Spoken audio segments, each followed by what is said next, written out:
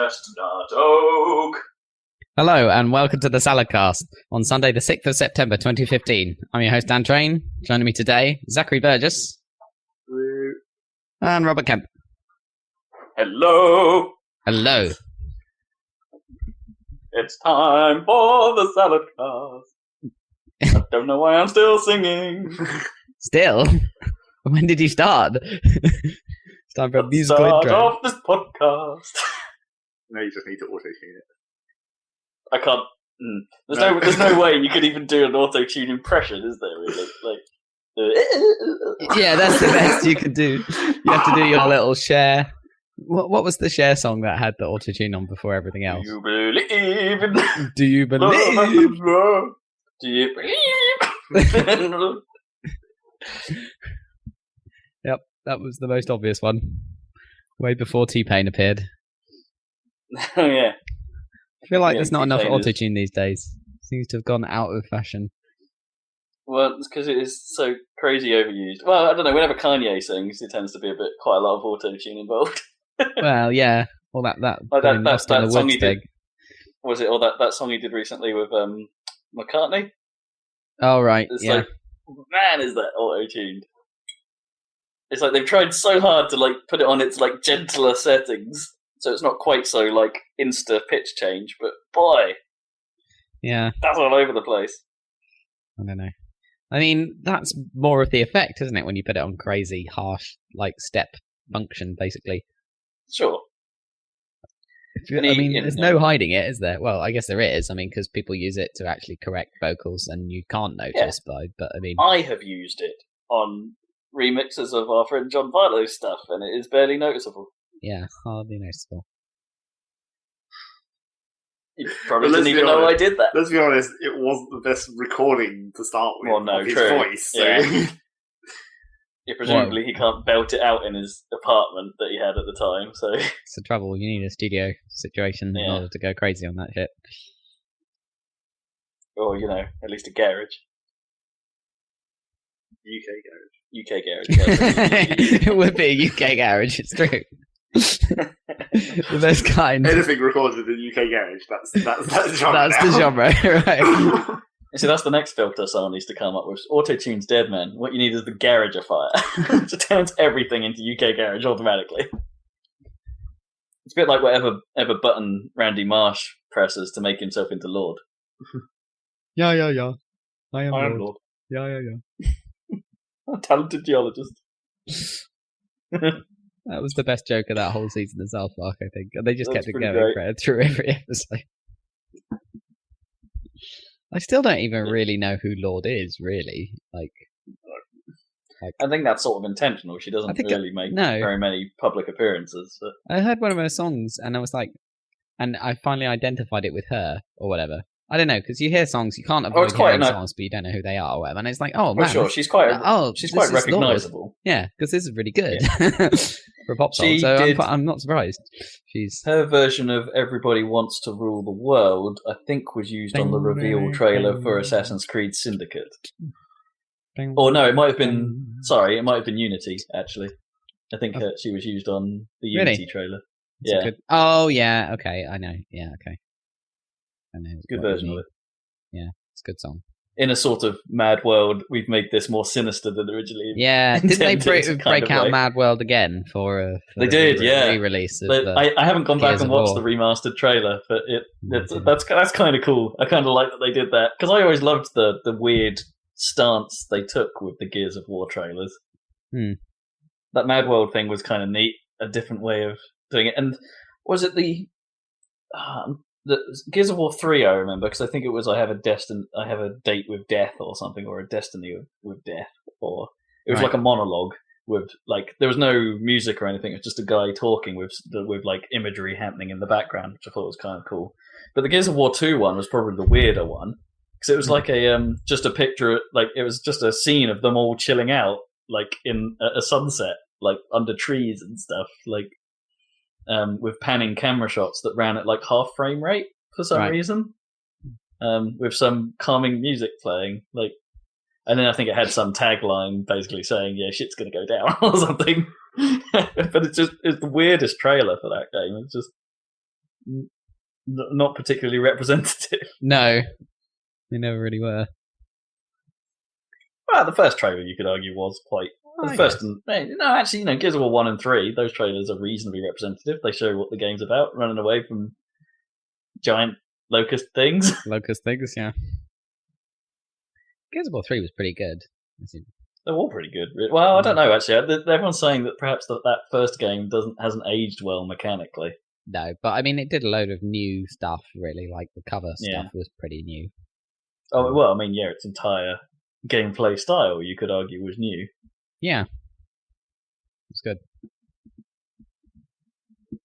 E-holes.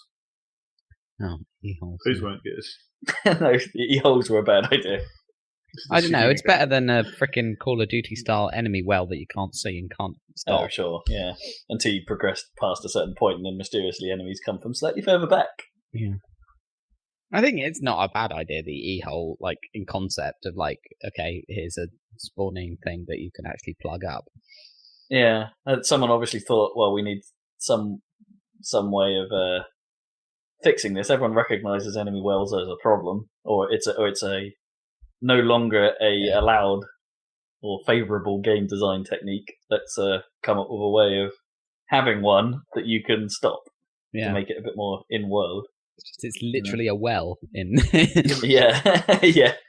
It doesn't make it better for people who are better at the game, though, because then you just get to the point where you're plugging them up virtually as soon as they open, and then you're not even playing the game, really. You're playing Grenade Throwing Simulator. Yeah, a couple of them I think I always come out, but yeah, then you can make it a lot easier on yourself. Which is probably essential if you're playing at the harder difficulties anyway. Oh, yeah. But then it's like, then you're basically memorising the level. You're not actually playing the shooting so much as like knowing where everything's going to come from. And... I guess. But some of that is what expert play is all about. On campaigns, anyway. Speaking as two guys playing through Halo 2 on Legendary. Yeah. Which got hard. I don't know if it got hard. Well, that level with all the flood, man, that was difficult. Well, the first problem with it was the second half of the Arbiter's second section. Like, effectively. Yes, the flood, I guess. Yeah. The first big problem with it was how the moving elevator fucks the physics right up. Oh boy, yeah, that was bad. I don't remember that, from playing it back in the day, but there's a whole section on a giant moving platform, and it's moving along, but if you try and throw a grenade, the physics seems to work fine until the grenade explodes, and then the explosion just sort of wafts off the platform, and it doesn't seem like it's having much of an effect. And, you can't use needlers, because the needlers, travel sideways, because they're being left behind by the platform. Yeah. It's so weird. Why did they even move the platform? Why didn't they just move the level, and keep the platform stationary or whatever when they were designing the game? It depends, how they... Yeah, I suppose you're right. I mean, it depends how seamlessly they wanted to design the world. Maybe it was easier for them to translate the platform than to come up with some...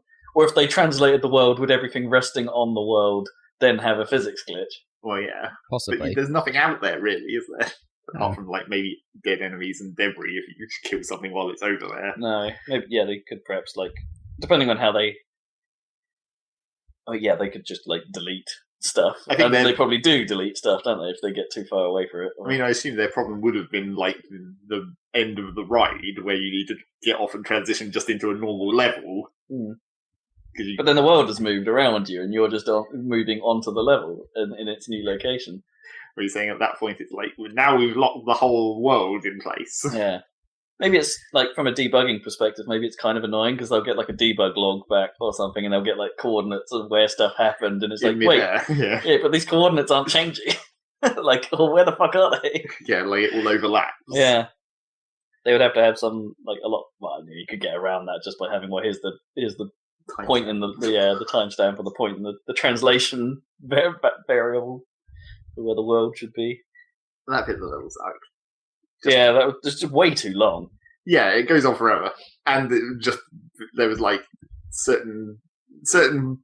It's sort of a classic problem of Halo when you're when it's basically an arena fight where basically depending on where you're standing affects where the enemies come from, because it always doesn't try to spawn them right in front of you or whatever. Yeah, so it's if I stand here, I just get fucked because 9 enemies just appear right on me. But it does try and avoid that. But when you try and then play to it on the second checkpoint, it seems to know that you're doing that, and then they appear someone else and just flank you, and it's like, oh god damn it. Yeah. And we had a couple of bad checkpoints as well. Where it was just that's really not helpful. Yeah, that one where then we went on to the bit where we got through that. But then we went on to the next level where we were Master Chief again. Master Chief basically gets teleported into high charity. Yeah. Yeah. And the start of that level was fucking hilarious, but real dumb. Really hard. It's because they teleport you right into the heart of Covenant, high charity. But it's not just that. They take you to But there's not a lot of cover is the problem with that area. The only cover you have are those tiny little things. Or if you go to the end of the room, there's basically sort of like an extra bit of room off to the side, but that doesn't really give you cover. No, as soon as enemies come down there, you're completely exposed. If anyone comes around the corner, there is no more cover, and that bit's so hard.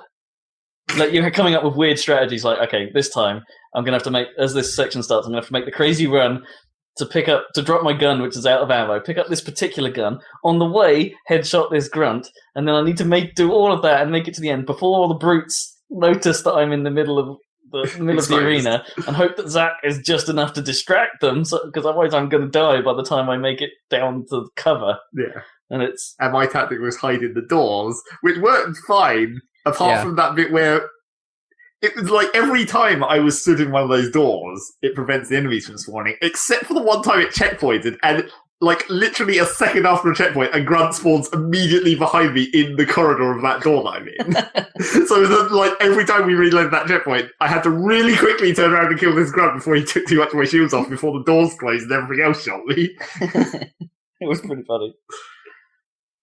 It was really dumb, but I did kind of enjoy the difficulty of it in a weird way. Yeah. It's classic. It's just it's because it sort of started forcing us to think of okay, at this particular checkpoint we're going to have to do this, or I'm going to have to take this particular route, otherwise my chances of survival are none.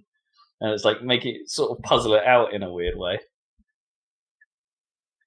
And I think it helped that our tactics were wildly different. I think if we both hid in the doors, or different doors, maybe it wouldn't have not worked so good. Yeah, because I could sort of act as a distraction to keep some of the pressure off Zach's door when he opened it. Well, it did seem like they couldn't open the doors, but then there were occasional times where, when I opened the door, there was just a dude literally there trying to walk into it. Yeah. Yeah, the doors are only one way, or they're not controlled by the presence of enemies, or something that they just opened when they're probably just, there's only a trigger on the inside, right? So well, because you could cause them to open by standing next to the wall at that end bit. If you were up against the wall in that arcing section at the end, the door would open, I guess, because it senses you're behind it, but you're not in that corridor, you're next to the wall. That sounds like a slightly bugged trigger zone. Because I could see that happening, when we were standing on opposite sides of that in the early attempts. You could hear it, whenever you were walking up to the wall, I could see the door on your side opening, and that would prevent any enemies from spawning out of it. Mm. And it was that's weird. Yeah, the doors do, and even then, the doors do seem to just open randomly, even if no one's anywhere near it. Every now and then, they just go, could you? But that's an accurate sound effect. That was a classic, all through even Halo 1, I was doing that as well. Whenever there's a door that enemies spawn out of that you're not meant to be able to get into because it only opens to enemies, just fucking leg it in there, and then you're pretty much safe. Because no enemies can spawn in there because you're in the spawn zone, and they can't get back in. But then you have to go out eventually. It's just you have to open the door and casually take some pot shots and hide again. Yeah. Pro cheesing. Yep. Halo on Legendary, pro cheesing. Yep, definitely. Video games. Bit early for video games, isn't it? What's going on? We got there quick. What happened to the random? Clearly. I want to hear about typical Zach news. There's got to be some updates on your car situation or your tea situation or your, I don't know. It's a section we shall now affectionately refer to as Zach's Bitchin' Kitchen. The Bitchin' Kitchen. What's going on with the Argo? It's not bitchin'. Or is it Kitchen Bitchin'? Yeah, that's more like it. It's the other way around. Nothing's been happening in the kitchen. The garden has been getting something done to it. It was no more floor tiles. Well, after we got all the fancy paving done and stuff, last year it had been decided that we weren't going to have just grass out there. We were going to basically take up most of the grass and put wildflowers in there to make a meadow, basically. Oh, that's quite cool. And it worked really well for the first year. Mm. It was like, I was surprised how fucking fast it all grew, really. Well, some wildflowers can, yeah. Well, yeah. But it carried on for a really long time, like really late into the year, like into autumn and stuff. There were still new types of flower appearing. And I was like, well, that's actually worked. But this year, it was pretty shitty. So now it's all gone again. I don't know what's going to happen next, whether it's going to be like, okay, we need some more seeds, let's try a different Did you need like a fallow year or something for your wildflowers? Did they use all the nutrients? But it's like the ones that came back this year were clearly not the best. It was like, they looked more like weeds rather than actual flowers. And it's like, where's all the cool flowers that we had last year? They just haven't grown this year. Yeah, they don't. I don't think there's a lot of like if you buy like those, you can just buy packs of random wildflower seeds and stuff, and it's like I don't think there's like every variety in there are supposed to come back. We've got one variety, like the corner of my garden, like and Zach and Dan will know what I'm talking about when I say it's the one near the back entrance to it.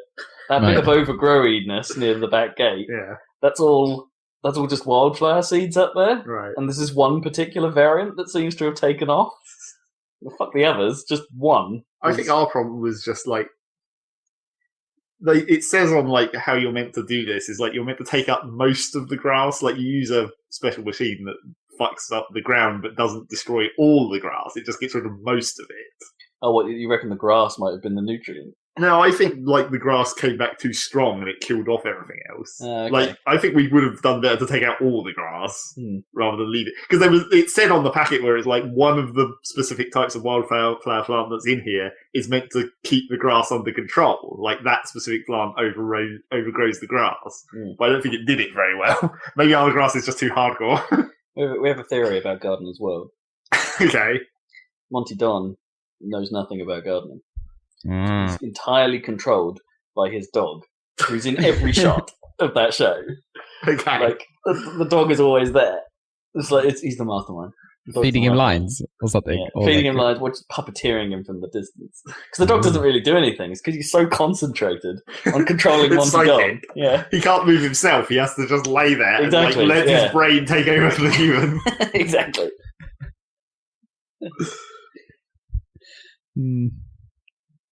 Next time, of course, on your daily schedule, and I'm sure you watch Gardener's World every week. Yes, obviously.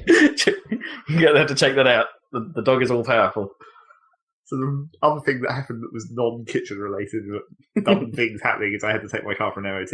Yeah.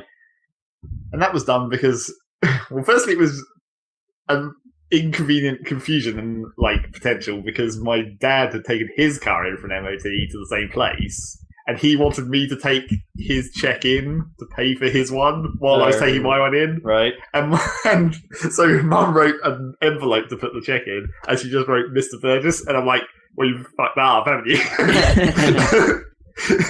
That's going to be a problem to start with. So I just wrote an A in there. It's like, sure. Yeah. Let's at least distinguish that slightly.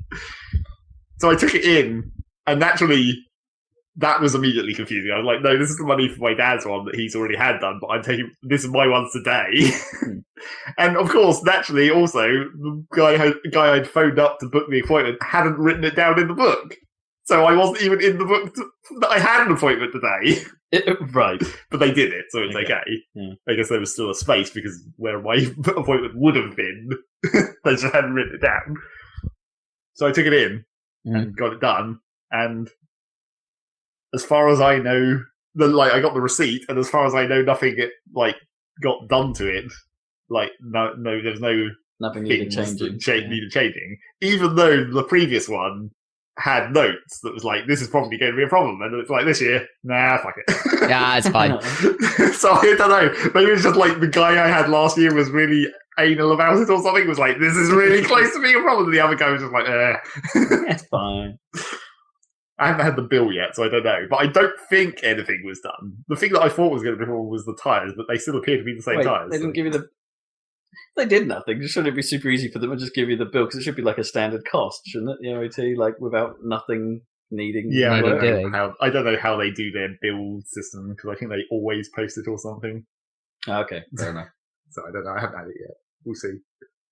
As far as I know, nothing happened. It didn't seem any different. I didn't notice any When I get it done at because I have a Ford Focus. I get it done at the Ford garage at Ransom Jura Park, and it's they just everything is so standardized for them that it's just like they can give you a bill immediately. And it's like, yep, this is how much it costs. All right, super. Let me go home. No, I don't have to worry about it. And after I took the car in, when I was walking home, because it's just up the other end of the beaten, as I was walking home, I got a street pass. Yes, really? Like, In Needham Market. Yeah, What that's game? like the second or maybe third one that I've had a street pass on in the. It's not game linked. It was a system. I mean, it's also said they had been playing Pokemon, but I think if you turn that on in Pokemon, that just happens. Okay. Regardless of how long ago it was. Right, obviously, okay. my Pokemon recognised it. It's Have you like, and then when I went to the Street Pass thing, and it's like, then me comes in or whatever. It's like, I've most recently been playing Smash Brothers for 3DS, and it's like, well, yeah, I guess that makes sense. Yeah. That was probably the last interesting game that came out on 3DS. What have you been playing on the Probably DS? true actually, because I guess Codename Steam was the only thing only big-ish title that came out after that, right? Yeah, it's like 3DS has been a bit quiet, hasn't it, this year? yeah, pretty much. I noticed. The new 3DS isn't doing much for them then. Well, that's not even really out yet, really. No. I suppose is Fire Emblem the next big thing? Yeah, on 3DS? probably the next Fire Emblem. It's like the only thing that I noticed because when I think it must have been E3 when I saw they didn't announce it at E3, but I saw that they're making the new Pokemon Mystery Dungeon or whatever. Oh yeah. I noticed also that apparently they're making a Mystery Dungeon game that's Etrian Odyssey. So it's like really? the Etrian Odyssey style on a Mystery Dungeon style game. And I was like, those games are pretty similar to start with, really. Remind me, Etrian Odyssey is the one is that the one where you have to write your own map? Yeah, you draw the map and it's like a tile-based, like first person. It's like a bit like an old dungeon crawler. Yeah, it's like what's that game? Legend of Grimrock. Yes. And I considered playing one of those at one point because I tried the demo and I was like, yeah, this is kind of an interesting thing. I don't know. Well, the trouble is, of course, that it's one of those series that's been going on forever in like Japan or whatever. And it's like, does it matter? Probably not. But yeah, so it's like a Monster Hunter thing or whatever. Yeah, the risk with games like that, especially Japanese developed games like that, is like are all their traits and tropes somewhat esoteric, or that it's expected you to know them? Like, is it that they're common knowledge in the Japanese gaming landscape? Yeah, and that so they don't tutorialize them. Yeah, unlike all the tutorials we had to sit through for Final Fantasy VIII. See that video soon. Still got like 3 or 4 before it's code, so not that soon. It'll be a while. Probably give it a month. Featuring me for talking about 3 sentences, I would say. Yeah. We got down to them then. So, well, yeah, you I think you got quite bored with FF8. No. I just didn't know what to say because I don't know anything about FF8. Like, I guess it was the start, but I was like, okay. Well, that was sort of a problem, I guess. It was like, because it was the start, we were like, oh, now we get to talk about the systems, which me and Rob are already mostly aware of. Yeah, you're but well versed in. Thing is, no matter how much footage I watch of Final Fantasy 7 and 8, I never truly get the systems, and I'd have to actually play it. I don't think there's a way. You do, yeah. Yeah, and I can't be bothered. I think you're right. I mean, if you ended up watching the entire series... yes, if you watched all of it. I did watch a lot of it, actually. Yeah, it was good. Tune in, listeners, or check that shit out because, like, it's good to have stuff to, that's, like, low investment to watch. Yeah. I suppose we didn't necessarily talk about the ins and outs of, like, ATV and all that stuff, really. It was just like, we kind of just talked in a way, it's like, oh, it's in the wait phase, or like it was known. We fell into the Japanese game trap. But there's not too much to say about it, really. No, it's just a way of fudging turns, isn't it? Yeah. I mean, the bar that goes up, when the bar is full, play your turn. And it's not very often in Final Fantasy VII you actually have to worry about delaying your turn or whatever. No. Apart from in that separate fight. That was like the one time. Oh yeah, there's it was like, don't enter any commands. Well, there's a couple of... There's only 1 or 2 enemies that ever enter like a riposte state. Yeah. It's like, if you hit them now, then you're going to get some backlash. Hmm. Riposte. Yep. Riposte. I'm sure I had some stories to tell, but I've lost them all. Good job. Yeah. What have you been up to anyway? Back to work, of course, and shit. So. Yeah. Oh boy, work is. After I got so used to having time off, man. Time off is great. And admittedly, at the end of the 2 weeks around wedding time, I was getting, and that was when we last podcasted. Actually, by that point, I was getting a little bit bored. To be honest, it was like when you have so much free time, you end up sort of not really making many decisions with what to do with it. Yep, I know that feeling. And Noman had the same problem as well. So we were kind of like, well, what do we do today? I don't know, IKEA? That's not a bad one. That's like a whole day. No, IKEA was one of the better ones.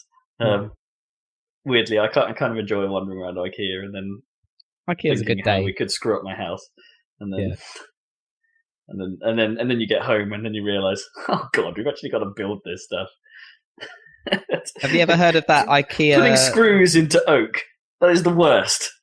Oak is bloody solid. I can't remember what it's called. Though. No, they won't drill enough. It's like the IKEA effect or something. I don't know what the actual technical term is, but have you heard of that? Where it's like you put all the meatballs they have in your face. No, it's that you place more value on a piece of furniture that you've superficially built yourself by putting it together from IKEA style than if you just bought it and it was just delivered, So the same piece of furniture, you value it more if you put some effort into putting it together. So it costs less for IKEA to make, obviously, because they don't have to put it all together and they can keep it flat pack. But also, you like it more because you sort of psychologically you put the screws into it. So it's like weird. I reckon that's partially true, or at least it has a temporary effect. I reckon that that probably, at least for me, I'm not sure I would associate it with that. I don't think I have that. I find the whole building process a pain in the jacksy. Probably saves IKEA a ton of money from not getting sued.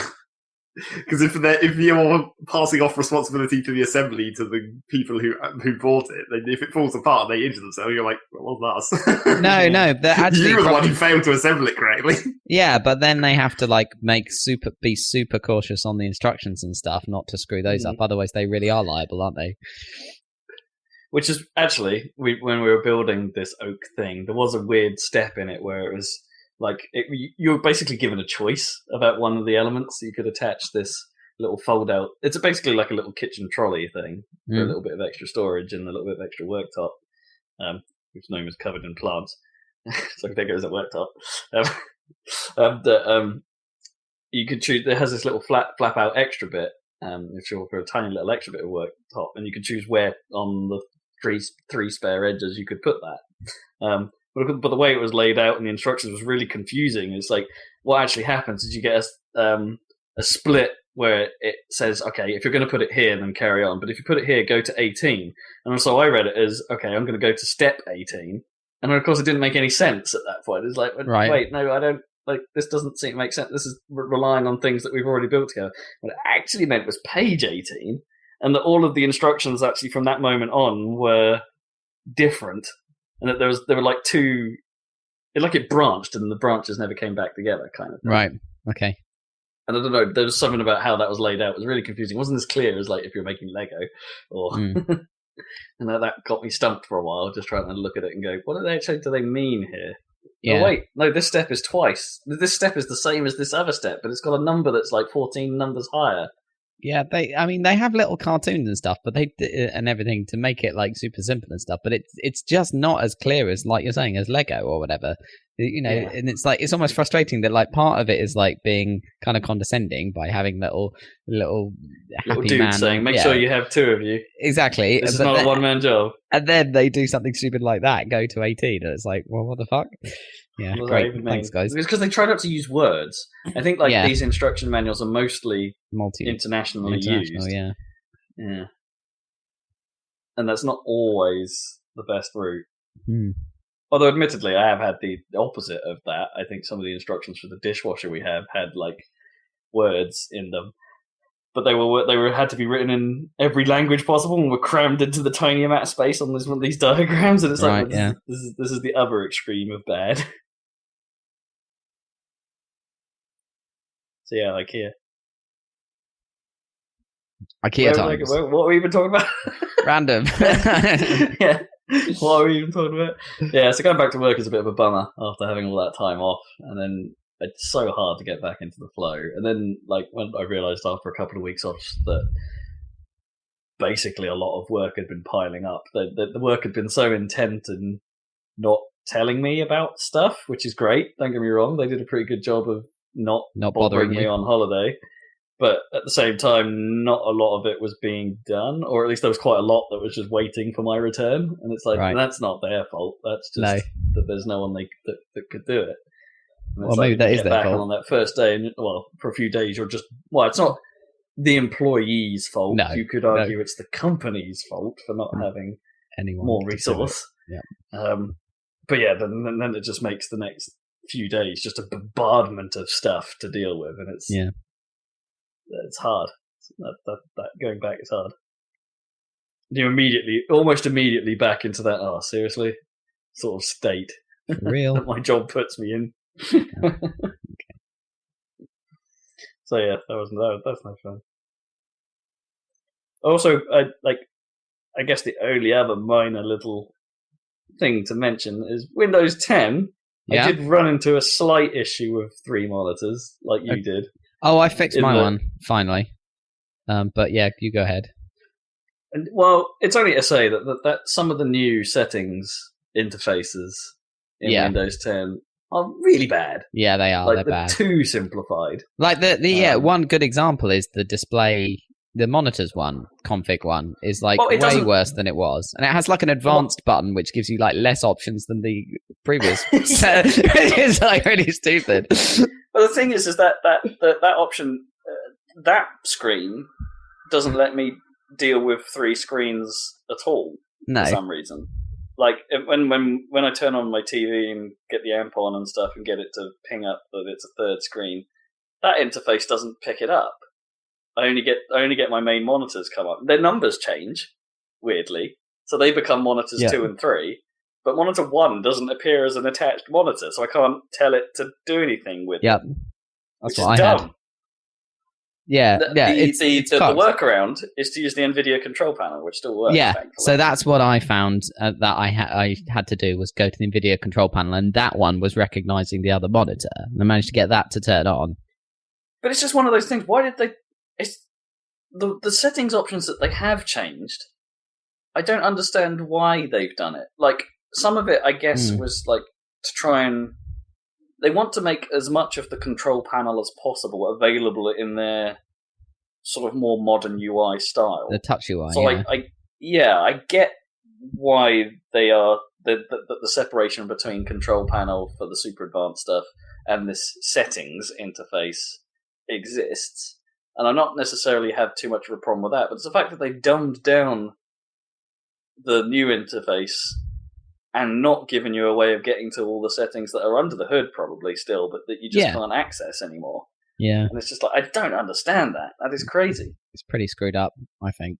It's like there are like, you know, the photo slideshow thing for the backgrounds. Like, I have problems with like all the little things, like backgrounds in Windows 10. I think are really badly handled. Yeah. Compared to the old system, and it's like there is a way you can get to the Windows 7 background interface. The control still exists, and you can just run a run command to get at it. It doesn't work in my case. It's you can get to the control, and it still doesn't let you do what you want to do. But it's the fact that that's still there and still has the options you could pick that you would want, and they just don't work. And it's like, oh god damn it! Still can't get it to function. Like I haven't figured out how to make it just display a slideshow, like have those rotating backdrops that 7 always had. Mm-hmm. But now Windows 10 defaults to each screen being different, doesn't shuffle the order, and there's no way of changing that. Oh, and it doesn't scan subfolders for pictures either, so you have to move all your pictures into a single folder if you want it to work. Folder. Oh, fuck's sake. It's like, all of this used to exist. Why have you taken it out? Yeah, the amount of pictures that are like removed missing. Or like just missing. Yeah, but quite annoying. I mean, yes, simplify and streamline your OS. I'm all for that, but that should be about streamlining the UI, not your features, really. unless the features really are like totally 100% unused. But these are things that everyone seems to use, right? Yeah, exactly. People love fucking backdrops. No. Not at all. I hate your rotating backdrops just because I always fear it lagging shit up when we're doing stuff. Oh, sure. Well, I've reduced its like rate, and that's why I would never turn it on, because I'm like, I don't want any additional CPU load or graphics load from my desktop changing, because who gives a fuck about what pictures on your desktop? No, I don't want it to be the same all the time, and I don't want me to do it. So, like, actually, what would be better if it just changed it on login, right? But that option has never existed. I'd want it to just be like pick a different one on login and then don't change it while I'm using it. Yeah, that would be fine too. But I don't have that. Windows 10, right? Most confusing thing of all. Like one of my favorite aesthetic things about Windows Phone is that the fact that you can put Bing's image of the day as your lock screen. Yeah. That doesn't exist in Windows 10 unless you download a third-party app called Amazing Lock Screen to do it for you. Which isn't written by Microsoft, by the way. Some dude just noticed that this was missing from one of the preview builds and built it. And it's like, I think he built it for Windows 8 specifically and then made a new version for Windows 10. And it's like, what? Why? Your lock screens are clearly designed like to sport images of this type. Why not? Oh, man, why have this image of the day if you're not going to use it? Because they're awesome. I really like being image of the day. It's a cool thing. Cool. Like they're always great photos, and it's nice to have the unexpected variety. But why? I don't know. I find it some elements of what they leave out just baffling. And admittedly, I do miss my stuff. But I mean, I actually do miss those little gadget. System I miss my things. CPU widgets. Yeah, they were cool. I like. I mean, there's probably they probably don't have to be widgets, right? You could probably just download an app that creates an on desktop thing, and that's probably how they will handle it now. You would have to download some sort of application that creates a little window, but yeah. But I do miss my CPU and graphics card widgets, so I can see how much load and what temperature they're running at. That kind of stuff. And I like the network one as well. For me. Yeah. I quite like seeing the network graph as well. That was quite good. Bandwidth and stuff. I suppose work did do me a solid this week. They've given me some of those power line adapters. All right. I've got a little crappy Wi-Fi dongle to my work PC, and that was basically not working very well. Right. It kept disconnecting and just losing connection. So they sent me some power line adapters, and those things do work surprisingly well. Okay. Except, as in, they're super easy to set up. You just plug them in. I wanted an encrypted network, so you just press a button on both of them, and as long as you do it within a couple of minutes of each other, they'll pair, and then you've got a private network set up, so someone just can't plug into your power line and be all like, "Here's your internet." Right. That's cool. And they do work. They're great, except for the fact that I can't get much speed out of mine. They're supposed to support 500 megabit, up to, but I get 3.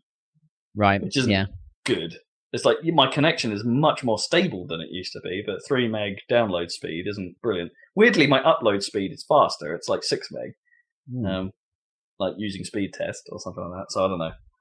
I think I'm going to have to faff around with them, because obviously where they're located, there's a ton of other power stuff around, because, a ton of other power stuff tends to be around your computers. Necessary stuff, yeah. It can, what do you call them? Transformer. Are they transformers? Transformers, yeah. Little boxes, yeah. All those transformer things that apparently can cause enough interference to screw with them.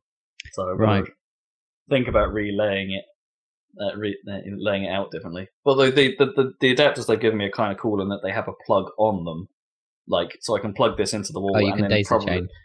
Yeah, so in theory, I could plug my theory is if I plug it into the wall and then plug my extension devices into them, and then move that away, and plug all the transformers into the extension. Because they'll naturally be away, right? Because those things tend to sit on the floor, and your plug sockets are halfway up a wall. So yeah, exactly. Is that not quite that far. Yeah, well, not quite half up, not at head height. So maybe that'll work. But yeah, they seem pretty good. Those things, provided I can solve this interference problem, then it was super easy. And they're quite cheap now, actually. They're 20 quid, I think, for a pair. Pretty good. Yeah, it's a nice solution to problems. that maybe don't need Ethernet cables running around your living room. I don't know. Although I would still probably do that. Yeah. It's much better to have everything wired in, isn't it? I mean, ideally, you'd have Ethernet wired into the wall like power. A lot of places do that now, I think. Yeah. That's the best way. Get some Cat 6 all over your house. I do occasionally think about that, but man, that would be a faff, right? You'd have to replaster and repaint every wall you touched. Oh, it'd be a faff, but replaster and repainting the entire house. Yeah, totally. Obviously, once it's done, it's a faff. But I mean, if you're doing a house for the first time, then it seems obvious, doesn't it? Because you're already doing it for the power, so you might as well add network. Yeah, sure. And it hasn't changed in God knows how long. The standard, really. I mean, Cat 5 to Cat 6, but it hasn't really changed. Cat 5 will still work just fine. Mm. And there's intermediate in there, Cat 5e, isn't there? And then Cat 6. So there was actually an intermediate, but yes. Doesn't really matter. Doesn't matter. Yeah, that's pretty much all I've been doing. I went to see Man from U.N.C.L.E. Did you go see that in the end? No, I didn't. I was going to go on the Monday, and then John was asleep when I called him because he'd been taking care of teenage sisters for 3 days on the run, and apparently they just collapsed. And I was like, oh great. And then we were going to go on Friday instead, but Vanessa wasn't feeling well. But by the time John was late, and by the time we got there, we were hungry, so we went to get something to eat, but that turned up late, and then, because we're waiting in the restaurant for them to serve us, and then we were like, well, we could eat this really quickly, or we could just eat it more normally and just do this and then skip the cinema, and so we had to do that in the end. So I've missed it twice, so... It's alright, is what I would say. It's alright. I think it's probably something I'd be happy to watch on DVD or whatever. Or on Netflix. Yeah, it doesn't necessarily need the big screen in a weird way because it's not, for a spy action film, there's not a great deal of action in it. And actually, I think where I was it's good, don't get me wrong, it's good, it's worth seeing. But I think where it let me down a little bit is that it's not quite as much substance as there is style. Right, yeah. It doesn't. It evokes a lot of Jackie Brown style feelings in me in a way that Jackie Brown has got a lot of style, but it's also a pretty cool story and it's well written and things like that. Whereas this feels a little empty in comparison to something like that. Yeah, but Jackie Brown is style cues. Is a classic movie almost at this point, I think. So yeah. But yeah, totally. It's got some interesting things. It's got some very funny sections, but it's not as funny and witty as I would have expected from a Guy Ritchie film, but it's not as but when it does do something, it does it well. It's good, but I kind of hope for more. I think. Oh, okay, cool. I think you will like it more than I did. Possibly. Well, I liked the Man from U.N.C.L.E., but that's a long. I've never watched the original. I've never watched it. It's pretty campy. The enemy organization was called Thrush. It's just quite funny. Oh dear. Well, at least they don't do that in the new film. At least it wasn't the NAF forces. Where's that from? The NAF forces. Remember? That was the Tomorrow's World Expo we went to in Birmingham. Years ago. It was DERA did a presentation. Yeah. The Defense Evaluation Research Agency. Yeah. I do remember that. Didn't they have some sort of demonstration on a projected table or something? Yeah. Here's an overlay of the NAF forces are coming. So stupid. The thing is, was NAF a brand at some point, in the 80s? Because my mum, I think she still has this, has a really brightly coloured, plastic jacket that I think I think she's got rid of it now. But It just says NAF on it. Yeah, it has NAF written 3 or 4 times over the back, just NAF, NAF, NAF. It's good. Yeah, I think it was twice, wasn't it? NAF, NAF. I think that is a thing. NAF. Yeah, I think that is a brand. Now I think that always made me laugh though. Not my jacket's real NAF. It's just double NAF. Yep. Twice as much NAF. Speaking of Netflix. Just a random what? You were talking about Netflix at the time. As I sort of was.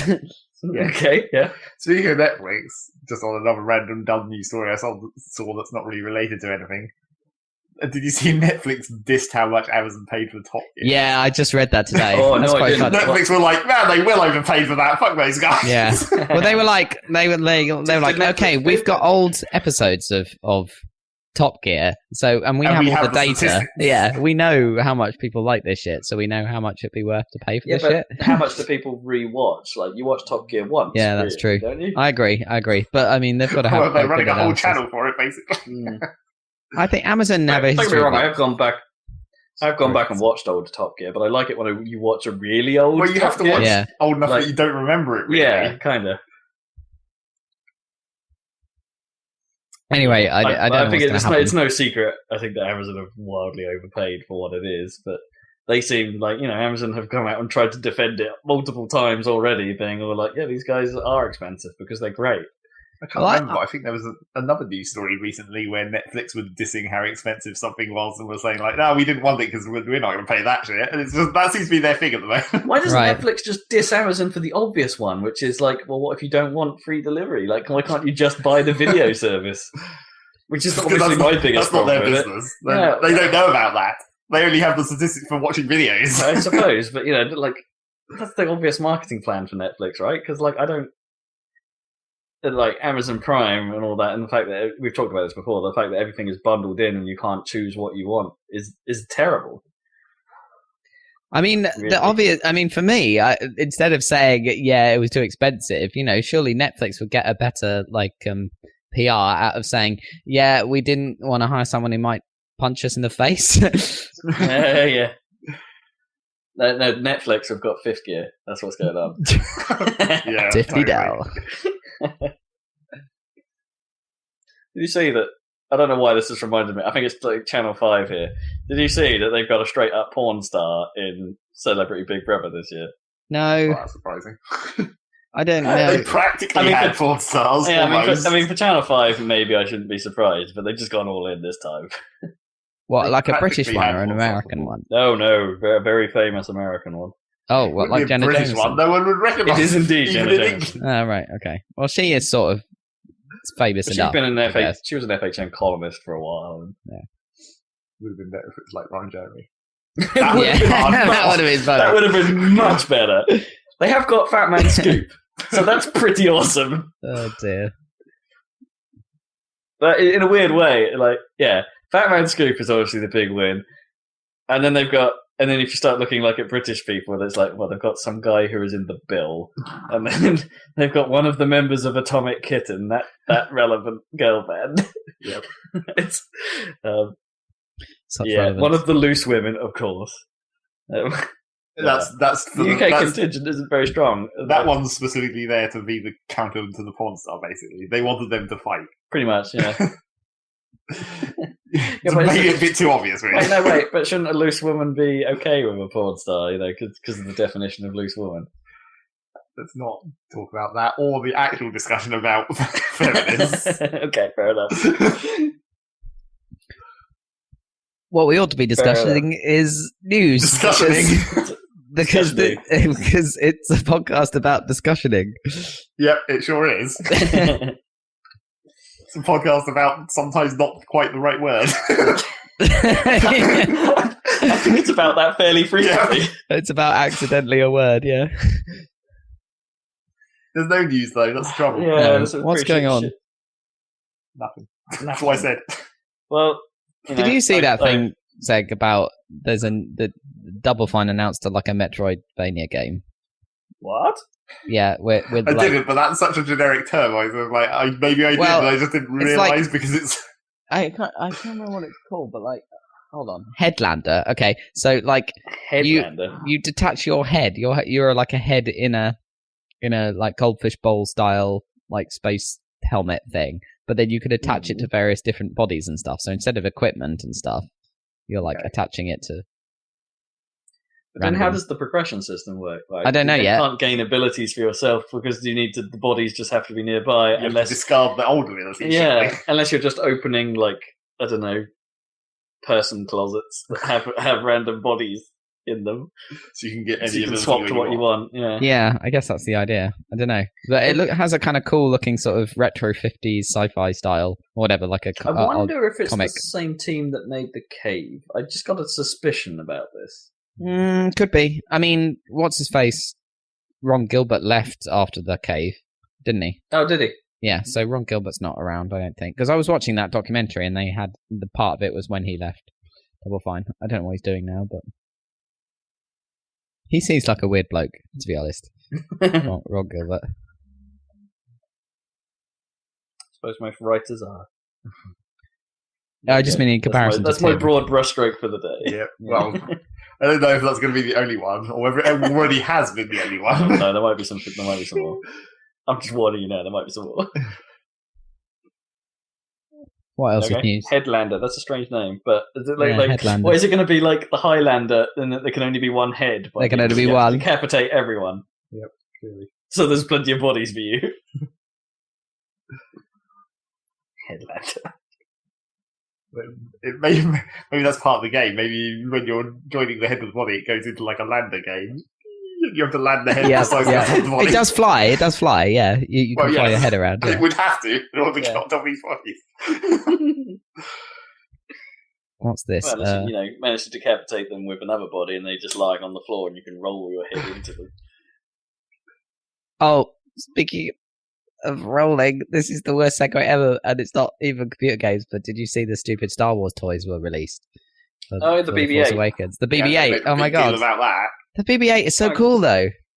It's kind of neat that they made it plausible, I suppose, that it sort of works. We already discussed about how plausible it was. I know, but now you can literally buy one or whatever, and it looks. Now you can buy one and take it apart and see what it actually is. Yeah, totally. But someone needs to do a teardown. It's pretty cool. I looked it up, and you can order it and stuff. It's 130 quid.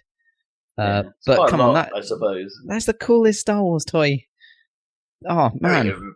Yeah, it is. No, Star Wars Lego was cooler. Not sure. Obviously, yeah. So was that R2D2 robot that was basically a projector and a drink server. Well, this one has a kind of weird projector thing where you can, if you look through the augmented reality of your phone or whatever, you can see it projecting messages or whatever. Yeah, that's less cool. Less cool, yeah. But it's I don't know, it's cool. Anyway, but yeah, a bunch of Lego was revealed as well. But the Lego set I want at the moment, the trouble is I keep looking at all the Lego and it's so cool, but where would I put that shit? I don't know. It's dumb. It would be dumb to buy Star Wars toys, but they're so cool. You put Lego anyway. Have you seen the new Slave One? No. It's new Slave One.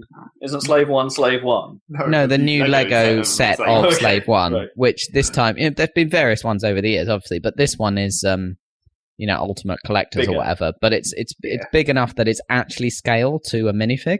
So obviously it's huge. Well, not that huge, really. Slave One's a pretty goddamn small ship, really. Yeah, but comparison to an X-wing or something, it's pretty big. Well, isn't it about the size of 2 Ford Transits, right? It's probably not much bigger than an X-wing in terms of wingspan, but in terms of mass, it's more solid. Yeah, it has pretty more chunky parts because it's got quite a large volume that it occupies. It's not like thin wings that just stick out. No, exactly. Yeah, but that thing is pretty cool. But I don't know where I put it. Does it have a weight in it so the cockpit rotates when you turn it upright? I think certainly it rotates. I don't know if it's counterbalanced though. I'll have to have a look. Mate, I don't know if it's free. Bring back the Lego weight block that just had a chunk of metal in it. Yeah. When was the last time they used one of those? It's crazy. I don't know, for the Lego Arnold Schwarzenegger weightlifting the Muscle Beach set. Lego Muscle Beach. The other crazy toy I saw was a Millennium Falcon that's actually a quadcopter because it's got rotors in the body of it, so you can literally fly it around the room. Well, that's not too complicated. Probably doesn't look right though. Right? Well, yeah, it would because it would be flat. Because it's got holes in it. Although technically, there's no reason the fucking Millennium Falcon has to bank. No, sure, because it's in space. Yeah, that's true. Anyway. Yes. Well, it depends. If it has to bank in order to then get the thrust to, because use its flatness to get enough thrusters to actually push it upwards. Maybe that's why they bank. Yeah, but you wouldn't do that, would you? You just, if you were designing a spaceship, like in Kerbal, you have the same amount of thrusters on every face to make it even, and they're evenly spaced from the center of mass. That's how you do it. Yes, but I suppose when you're in space, you can build whatever the hell you want. Fly it however you want. So yeah, Star Wars toys. And Star Wars games, Battlefront. The more I thought about us watching Jedi, by the way, because we watched Jedi a couple of weeks ago. It's just not as good as Empire. It's not, no. It's like the more I thought about it, the more I reflect on it. It's not a good film. Well, in general, it's not very well structured.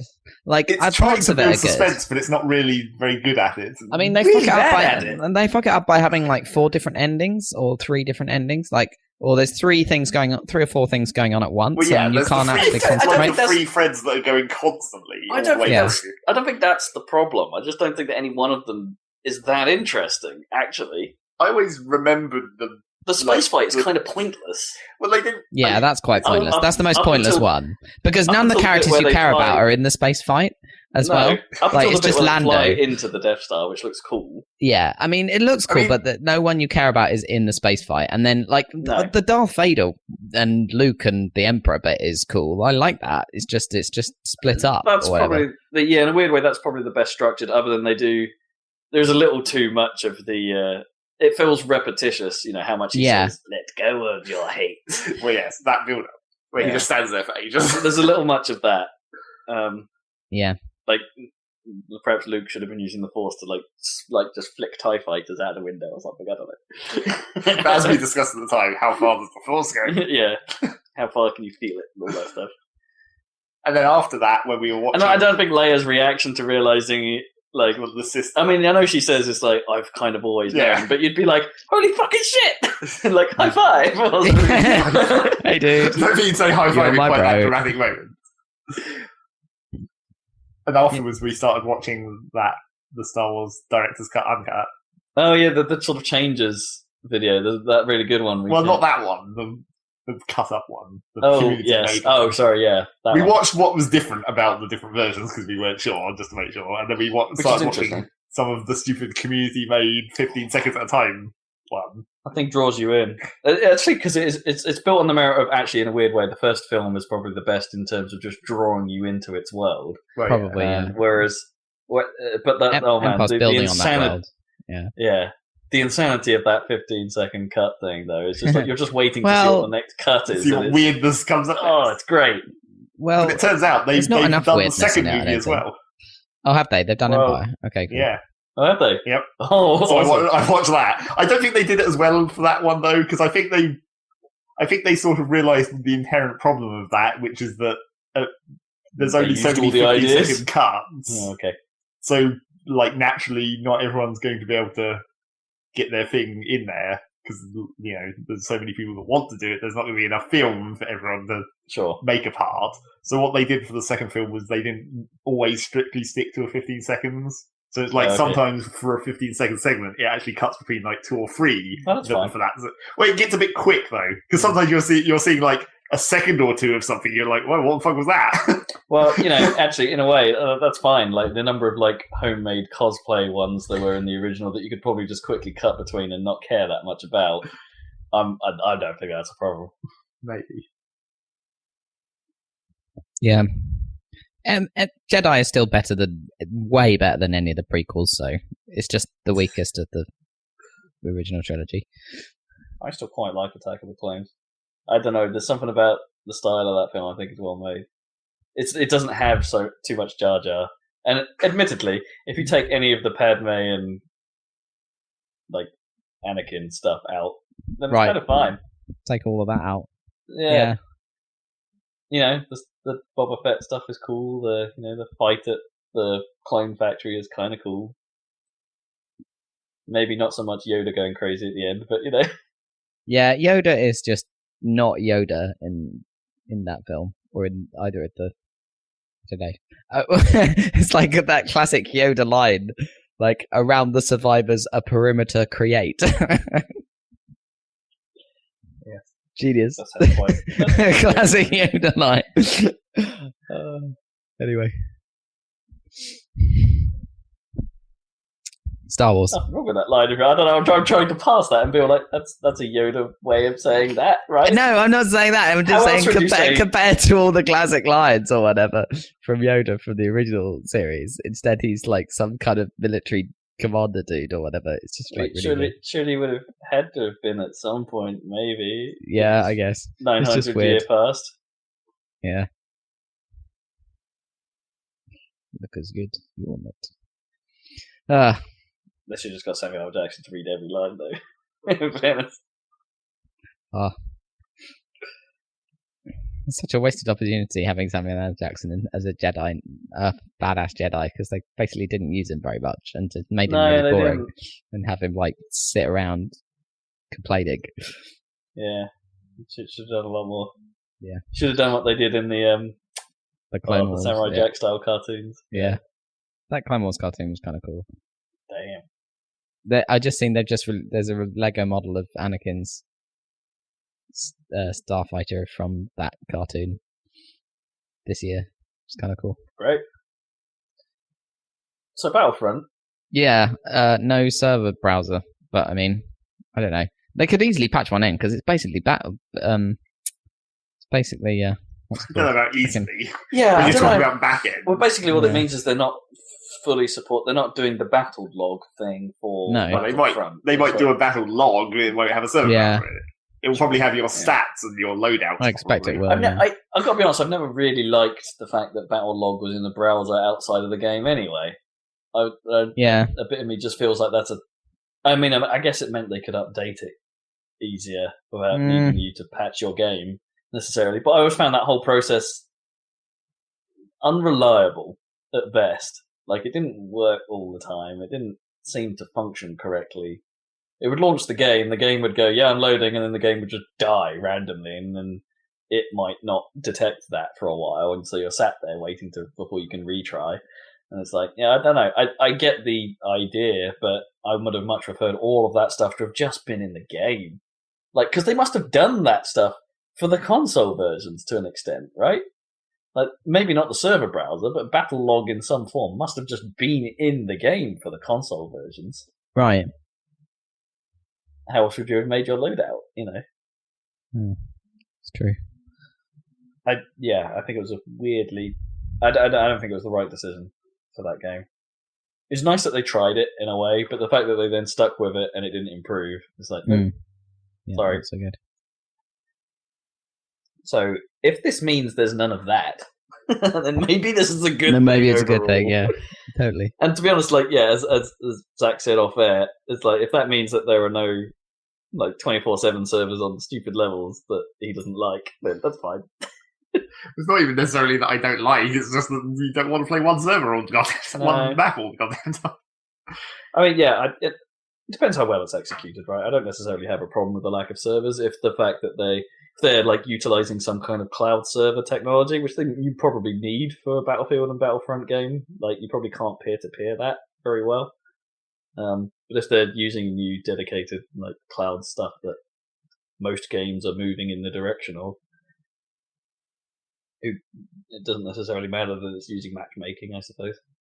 Yeah. But maybe it depends how well they do the skill stuff. Maybe the skill stuff will make a difference to that. Like, if they do like matchmaking based on player skill, and you don't have any control of it and stuff, maybe that will actually pan out better than maybe the random factor you get with the Battlefield games. But yes, but team balance in Battlefield has always been the problem. Yeah.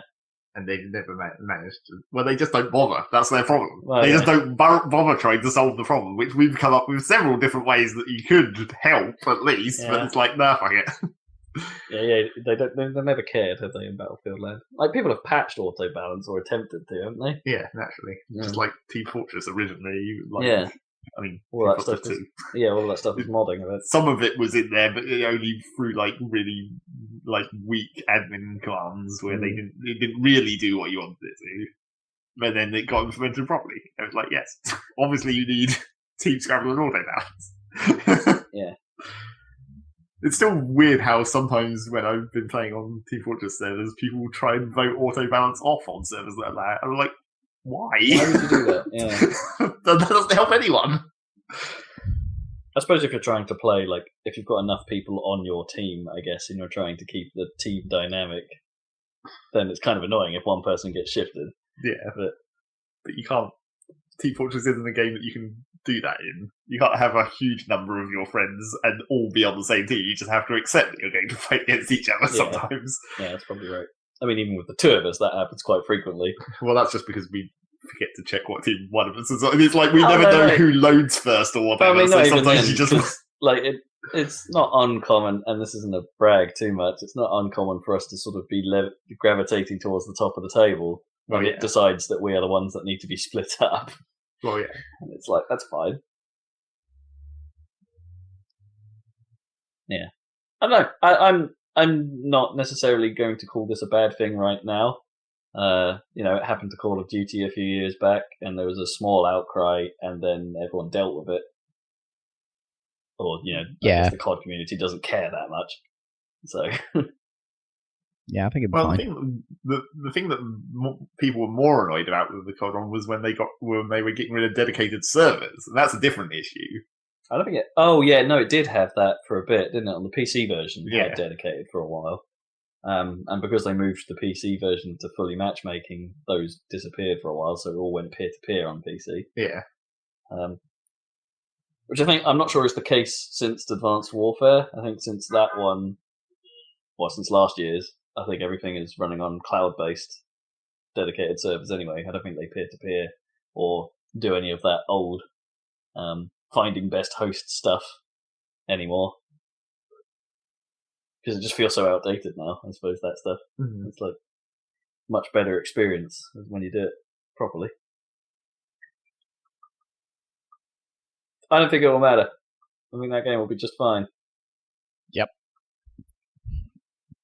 Sort of vaguely looking forward to it. I hope it's decent.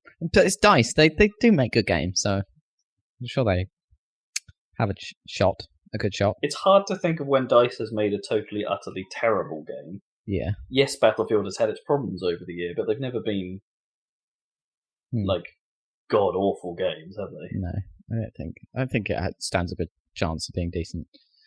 I think Battlefield 4 was a weak point for them. I didn't like that as much as I had some of the previous ones, but mainly because of map design more than anything else. But yeah, we'll see. But I have faith in DICE. Faith in DICE. Any other news? No. None. Dead or Alive Beach Volleyball's come back. Oh God! There's no news of a European release, but at least in Japan it's happening. Oh, it's horrifying. I don't know. Never mind. I'm more at least surprising like that it's still a thing. I guess. What I'm annoyed about is like with Dead or Alive Beach Volleyball, it's great because I can just not buy that and never play it. But with like the new Metal Gear game, it's like that game looks awesome. But like, why do I have to buy a game that has a ridiculous booby lady in that can't speak and has the stupidest explanation for why she wears absolutely nothing at all I've ever heard in my life? It's not as bad as them then making the squishy boob action figure. Yeah, but I mean, that's okay because I can just not buy that or not care that exists or whatever because it's like Japan or whatever. But this is like this game. In fairness, I'm excited about playing this game, and it has to have this ridiculous like sexist thing in it. Spoiler alert: you don't have to use her. No, you can use a horse instead.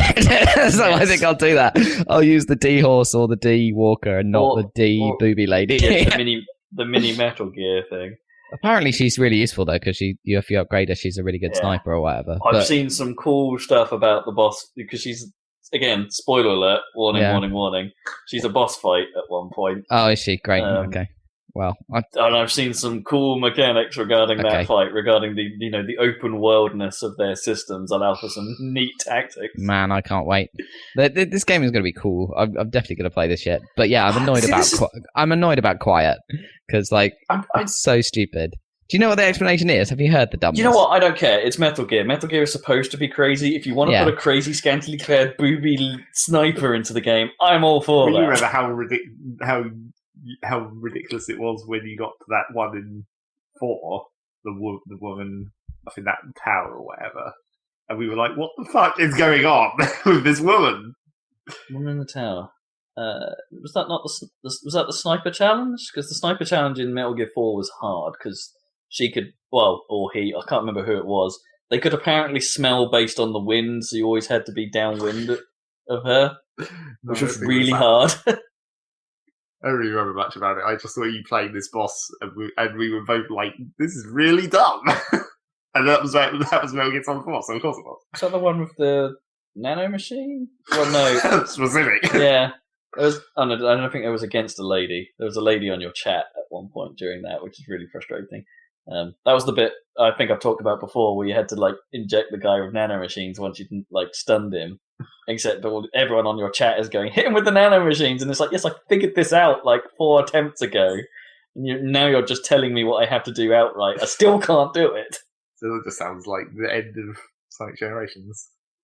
What, him with the nano machines? Yeah, that last boss where literally every character that you rescued is saying what you have to do over and over, and then every character takes a turn to say the dumb thing where it's like, "Yes, I know, that's how this boss works, it's really obvious. You don't have to tell me that I'm Supersonic and I have to ram into him. That's how this always works." That's how Supersonic works. Attack thing with face. Yeah, I can't remember the lead. Like, I think I've forgotten a lot of Metal Gear 4 because it is just so much of it. Yeah, there's a lot of it. I'm in two minds about Metal Gear. I think the problem I had with Ground Zeroes, as I mentioned before, was that I like most stealth games, I find stealth mechanics difficult, and just not a great deal of fun.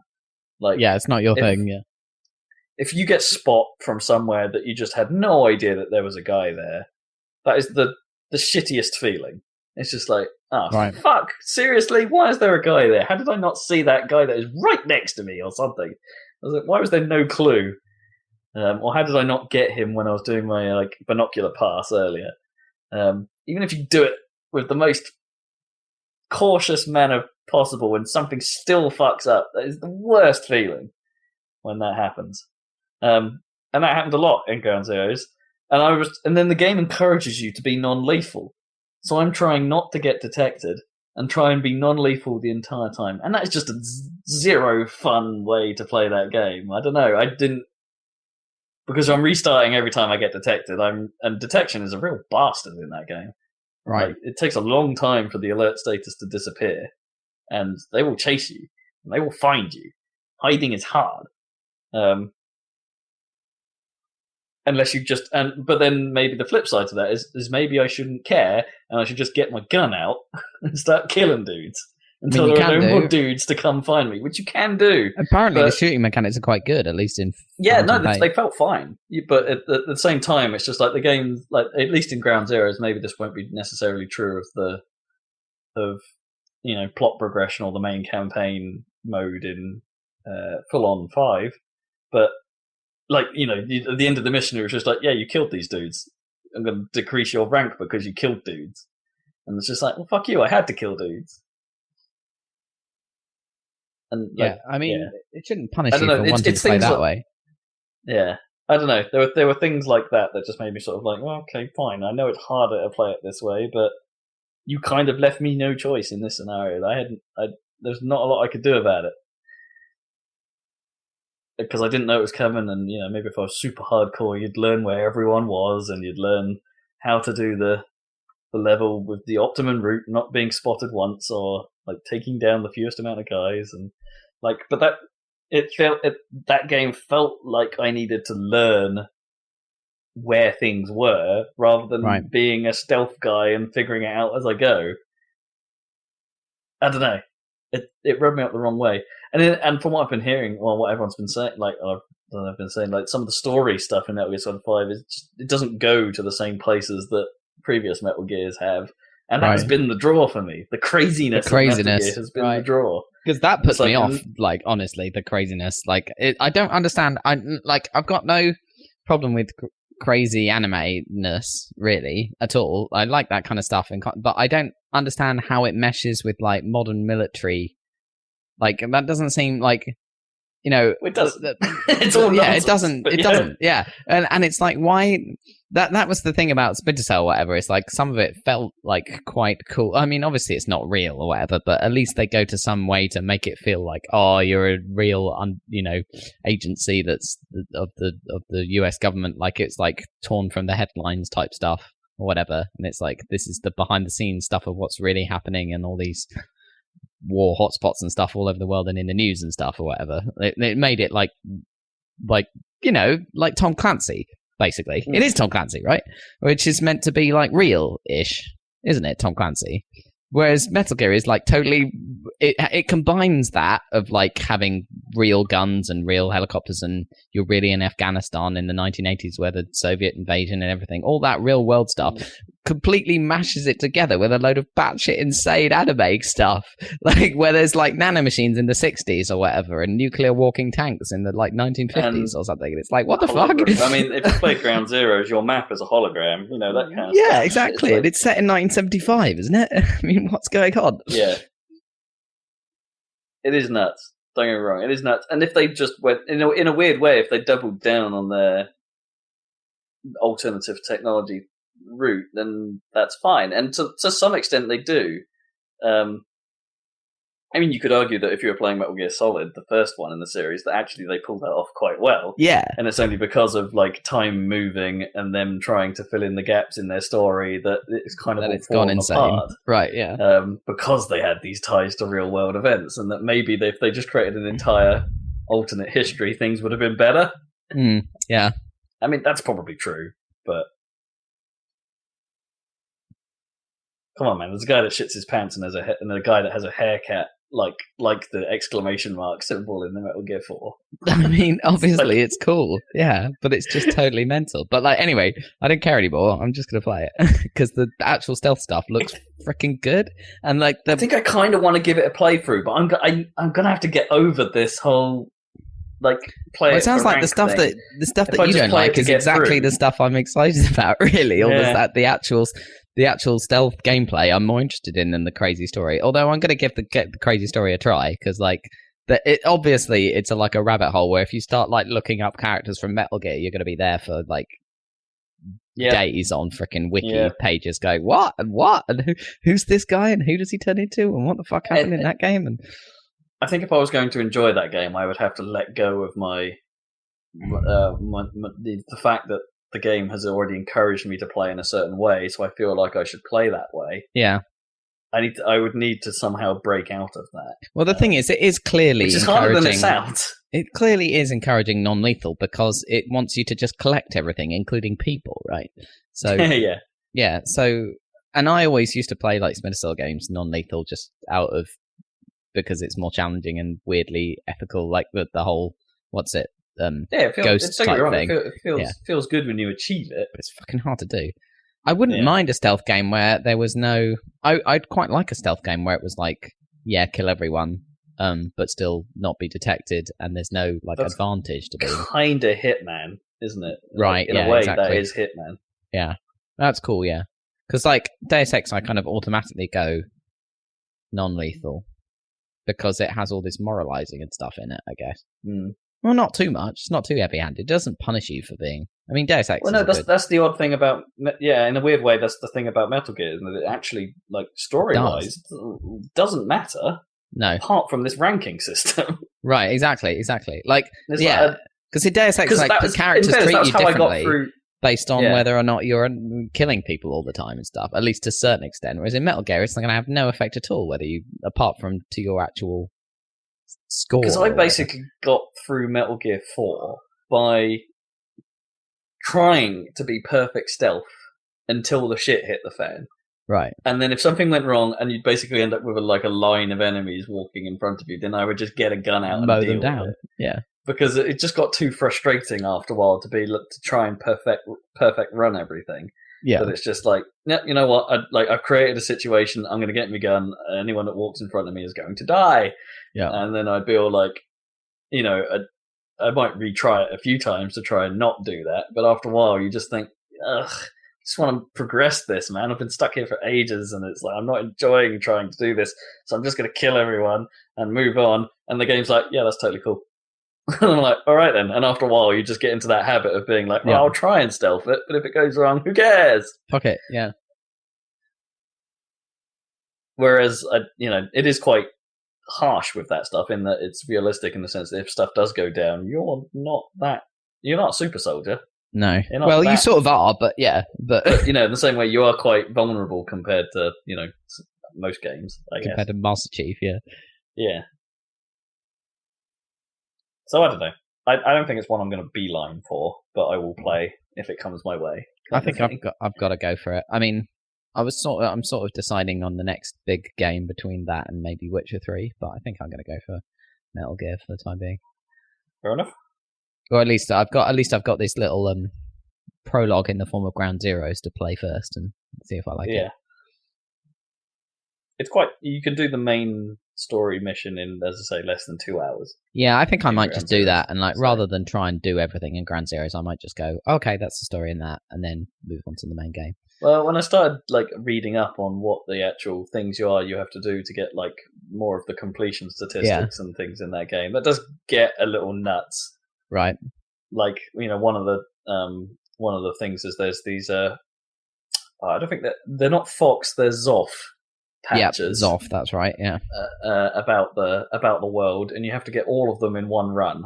So you have to pick a mission on which you think you can do it, and then in that mission go and pick all of them up or something. And it's the point where the game starts doing what is admittedly very cool stuff, but stuff you might not think about.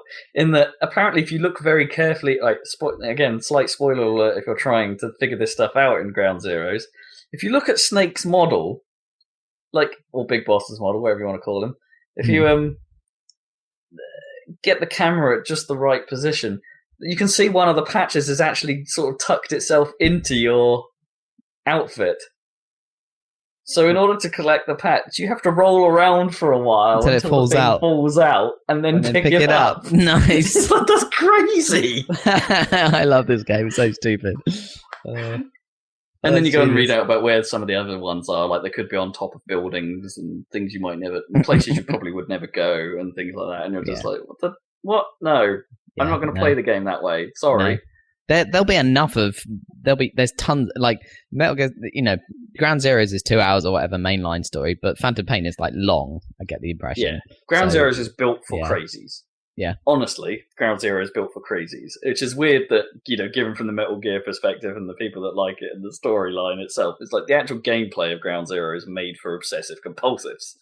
Whereas, I'm kind of hoping I don't need to do any of that stuff. No, I don't think you would, yeah. Or it's probably there, but you'd probably get plenty out of it. It would probably only bother you, I suppose, if you were trying to go Chivo hunting.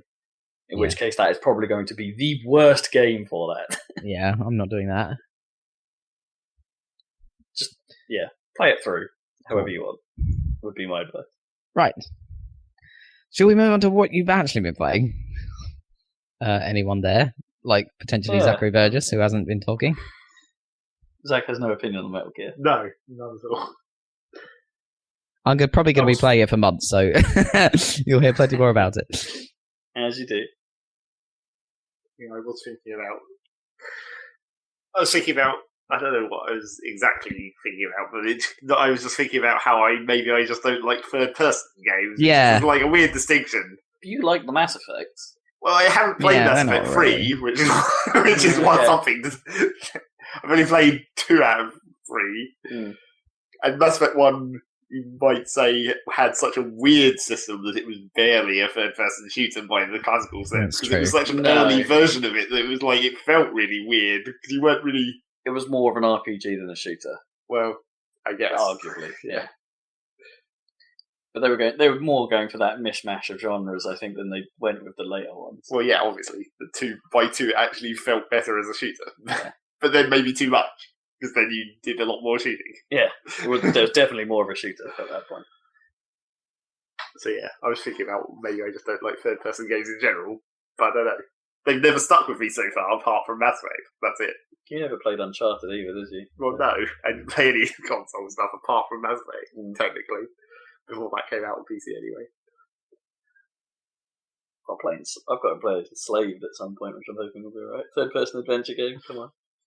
Well, maybe for adventure games. Well, it's sort of inventory. I mean, there's combat in there, isn't there? Of some kind, yeah. I don't know enough about it's probably Batman-esque before Batman. Yeah, maybe. Ninja Fury, come on. It'll be good. Looking forward to it. So yeah, I mean, I haven't been playing very much, really. I continue to play some Industry Giant when I could be bothered to go through the slight rigmarole of having to set my NVIDIA control panel settings to actually make it run in the correct resolution and all that. How is German's Industry Simulator? Yep. I finished all the missions. So cool. That's good, I guess. There's some of the missions in the hard tier get slightly annoying in that, like, they set you goals that you can't really see very easily. Like, there's one mission where it's like your turnover has to increase by 5% per year. And the only way you can see that is by looking at like your balance sheet and be like, okay, how much turnover did I make last year? How much turnover did I make this year? But you can't really precisely control what you're doing enough to actually do that very easily. It's a bit like that Tetris Grandmaster mode or something where you have to like, you have to complete each section a certain number of seconds faster than the last section you did. So actually, the trick to it is to start really purposefully start shit, and then get better. Yeah, because it's like in Industry Giant, it comes to the point where it's like you can't really control it precisely enough, so you just basically, you're sort of like, I have to just introduce a new product every year, and that is approximately sufficient.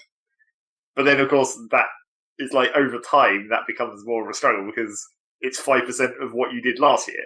So it's always a bigger 5%, basically. Yeah. So it's like, by the time I got to the end of that mission, it's like, I'm probably not going to make the last year unless I introduce 2 products. By the looks of it. And so, so then you're having to like reload, because you're like, at the end of the year, the box comes up and it just like, you failed. And you're like, well, I guess I just reload to the start of that year and try again. Well, could you start, like, if you realise you're going more than 5%, start building for next year's thing? Yeah, you to do. Try and cut into your profits. To some extent, especially on that mission, you have to like do that anyway, because the transport routes are quite long. So in order for the actual, you have to build stuff like midway through the previous year, so it even starts getting sold by the start of the next year. Sure. Yeah. So yeah, that kind of sucks, because it's just like there's not really any way you would want manage that. You want better statistical tools to sort of see what's going on. I mean, arguably you could like, because you can adjust like the prices products sell for and stuff. You could maybe jiff it slightly. Like if you sold every product at minimum price on the first year and then maximum price on the second, maybe you could get like an extra year's worth out of that product. Okay. just by like adjusting it. Although I'm not sure. Maybe that probably doesn't affect turnover, because turnover is different from profit.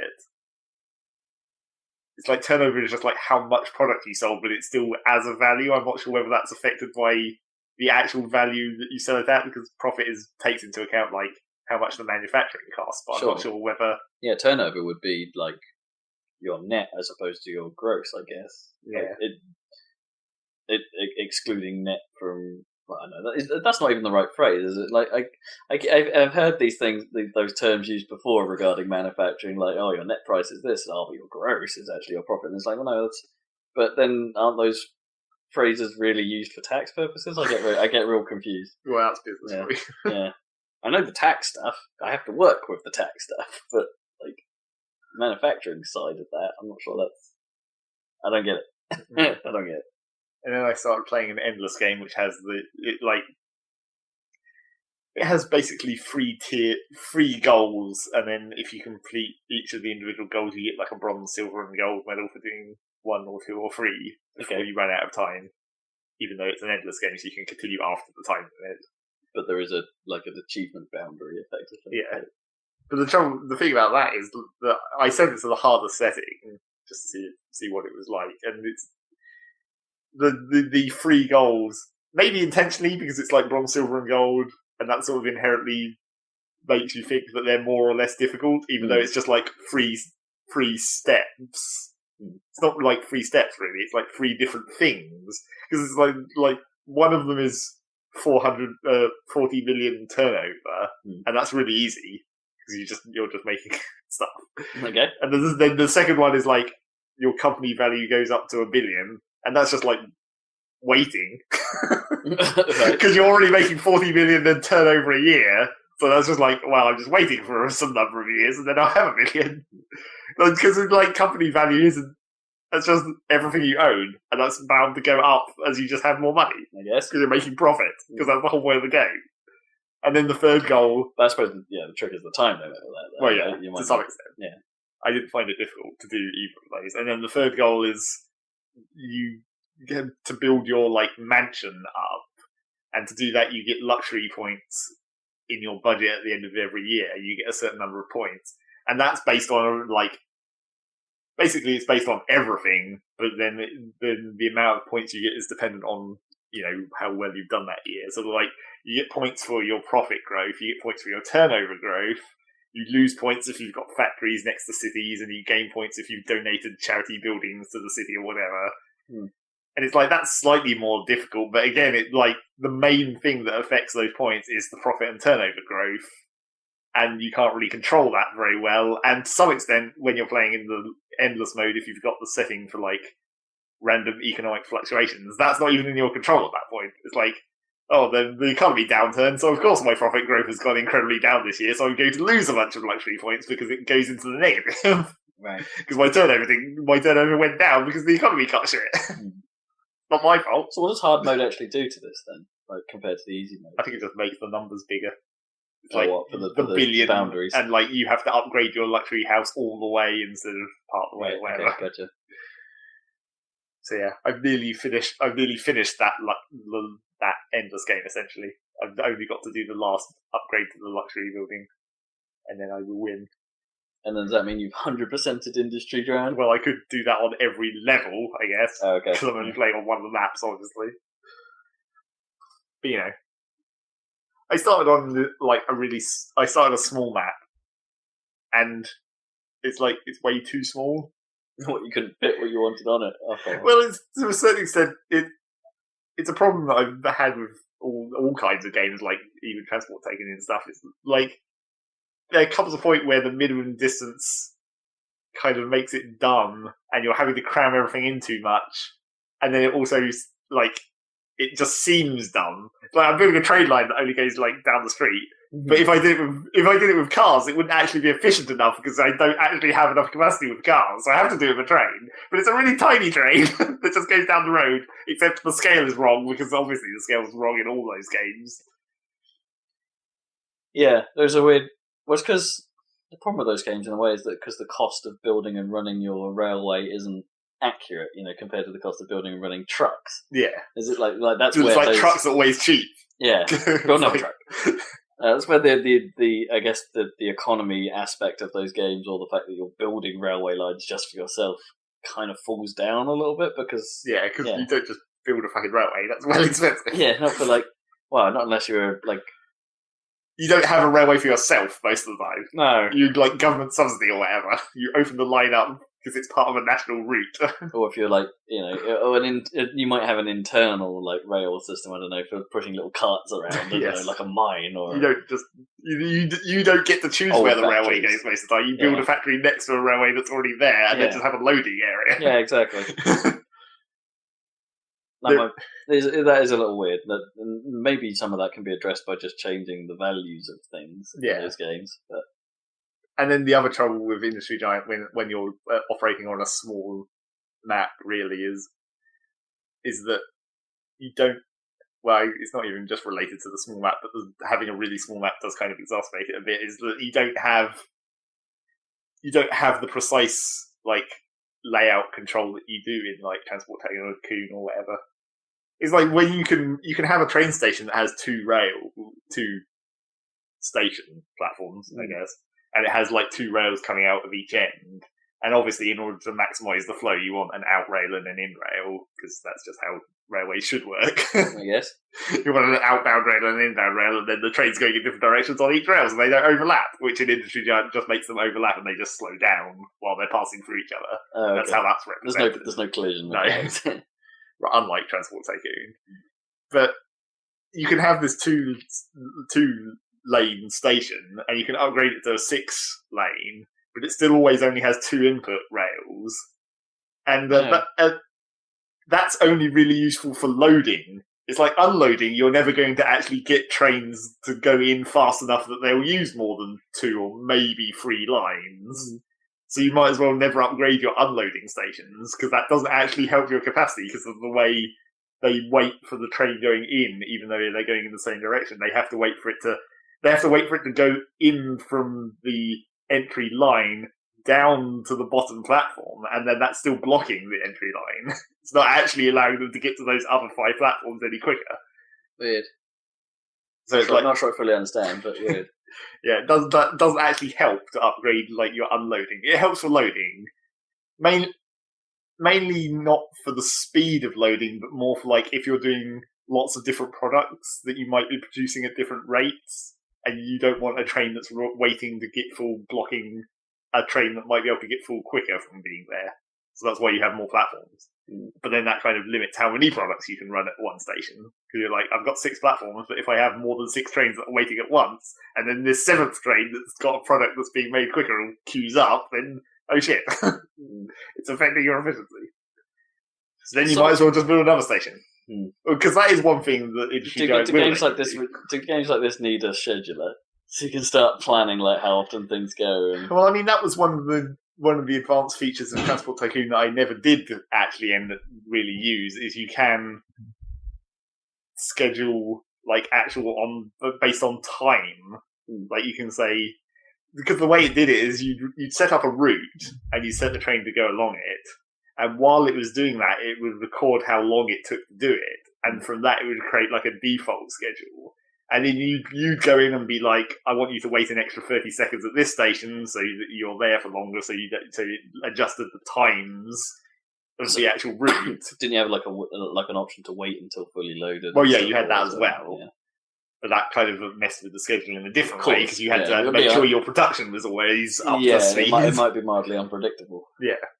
So I never really used that. I didn't really see the point of doing that when you could just use like wait until full and all that kind of stuff. The scheduling was a bit weird. And the only real reason to use it was if you were doing it on buses, you could, because of the way like wait until full and like vehicle queuing and stuff worked, you could use the schedule to make sure your buses were always spread out. So there was always a bus arriving at each station, and then they'd spread out evenly around the route. Like, because sometimes, they'd have to go for repairs, so that would take them out of the route, and sometimes that would cause them to all bunch up eventually. So it wasn't as good. You needed them to actually spread back out using their schedule. So not actually very helpful. I mean, another trip. Yes, always. That's why Industry Giant was an old game. Except not. It was actually well newer than Transport Tycoon. Yeah, it does. Yeah, it's quite, I forget what is the difference. Must have been, it's quite significant though, isn't it? Like 5-10 years. Yeah, probably. I would guess at least 5. I'd probably guess original Transport Tycoon would have been a 95-ish kind of game. Yeah, maybe. Yeah. Not that original Transport Tycoon had everything that Open Transport Tycoon had. Yeah. I don't think schedules were in the original. And then obviously all the ridiculously advanced signalling that they implemented in the Open Transport Tycoon. Yeah. I mean, there was signalling and it was fairly advanced, but it wasn't as ridiculous as it got. So if you had to pick one industry simulation game, is it still OpenTDD? Well, yeah, but OpenTDD isn't a fair comparison, because that's almost like a modern one now. Yes, yeah, with because all it's the had so much actual work. updates. All right. If you were to use original TTD, which why would you at this point? Because Open's about. Yeah. Versus Industry Giant 2. Well, I think it still has to be Open. It still has to be TTD, just because it had randomization. That's really why that game succeeds in the long term. Sure. Well, the levels aren't levels. Yeah. I mean, it had. I'm trying to think if it did actually have mission. Yeah, because it had. Obviously, you have scenarios. I think those were in the original game, and it had pre-made maps. Like you could load a specific map. Yeah. And be laid out in a way. So which one of them was it that had the towns developed themselves based on what you were doing? Was it both? Both of them. Both? Okay. It's not quite so. It's more advanced in Transport Tycoon, I would say, because it's like you needed to deliver passengers So you needed bus routes to make them grow faster, or goods if you were running the good trains, then that made them grow faster. And then like each individual type of building had a specific amount of demand. So it's like if you started getting more office buildings, that would increase the demand for goods. Okay. Rather than in industry giant, where it's just like, as long as you don't have factories near the towns and you do donate charitable buildings and shops, then that makes them grow quicker. Part of me wonders if, like, because games like that are kind of dead in a way, right? Like, with the possible exception of like the city builder maybe making a comeback thanks to Skylines, and maybe Rollercoaster Tycoon making a comeback in two different forms. Like, a bit of me wonders if they could like. Do they count effectively in some ways as educational games because they sort of require a style of thinking that no other game really does? Right? Those simulations are educational games. Well, I don't know, but like, not necessarily educational in the traditional sense, but at least in terms of like flexing your muscles and thinking about your brain muscles, I suppose. It's just like thinking out problems, and I don't know. I'm just sort of I don't know. I'm just spitballing an idea in my head that I wonder if the youth of today is missing out slightly, but because we ended up playing quite a lot of these games because they were kind of in and kind of new and kind of innovative. Well, as we were kids, as we're well aware, all old games are better. It's like Settlers 2 is well better than any of the Settlers after that. Sure. And even though they made up to like 7 or whatever, it's like fuck all of those. 2 is still the best. Yes. The sort of modern simulation management game is not a Theme Hospital. Just always play Theme Hospital. There you go. There's an open Theme Hospital, isn't there? Or equivalent? I'm not sure it's officially open. Yeah, I don't know. Right. I don't think EA ever. Man, that would be good though. If you could remake Theme Hospital and fix a few of its problems and like more levels. I thought they just had doing done a rip-off. Yeah, has anyone tried just doing a Theme Hospital rip-off? I remember there being a hospital management game that was a lot like Theme Hospital, but I remember it being bad. It looked more like The Sims. It had like realistic-looking people. I thought I saw that someone had rebuilt it from the ground up with the same, assets and everything, but totally rewritten engine or whatever. Like that can't be allowed technically because EA still have the rights on it, and they're still very, you still have to buy it off Origin. Yeah. Right. Unless it's free. Unless you caught it when it was their month deal, like the on the house deal. Yeah. Yeah, I don't know. I guess there's like Rollercoaster Tycoon is the only game like along those lines that I can think of at the moment. Because the only other games that are like that now are what you'd more call puzzle games. I mean, like Infinite Factory and Big Pharma and stuff. To a lesser extent, Scream Ride. Yeah, sort of. But then, like, it's still logistics to some extent. You're moving shit around, but that's like it's a puzzle of how to do it. You're not just trying to make profit, or whatever. Sure. I mean, yes, you're trying to make profit in Big Pharma, but that's part of the puzzle. Agriculture simulator. According to Google, it is called Corsics TH. Okay. But you need like a copy of the original game. Well, yeah, that was how OpenTTD worked originally, I guess. So yeah, it's like a mod. It's like an asset mod in a way. Like they take all the assets, but there's a new engine. New engine, yeah. But you need the original asset files to work. Yep. Sounds a bit like emulation in a way. You need a BIOS in order to make certain emulators work, but the BIOS is technically the illegal bit. Yeah.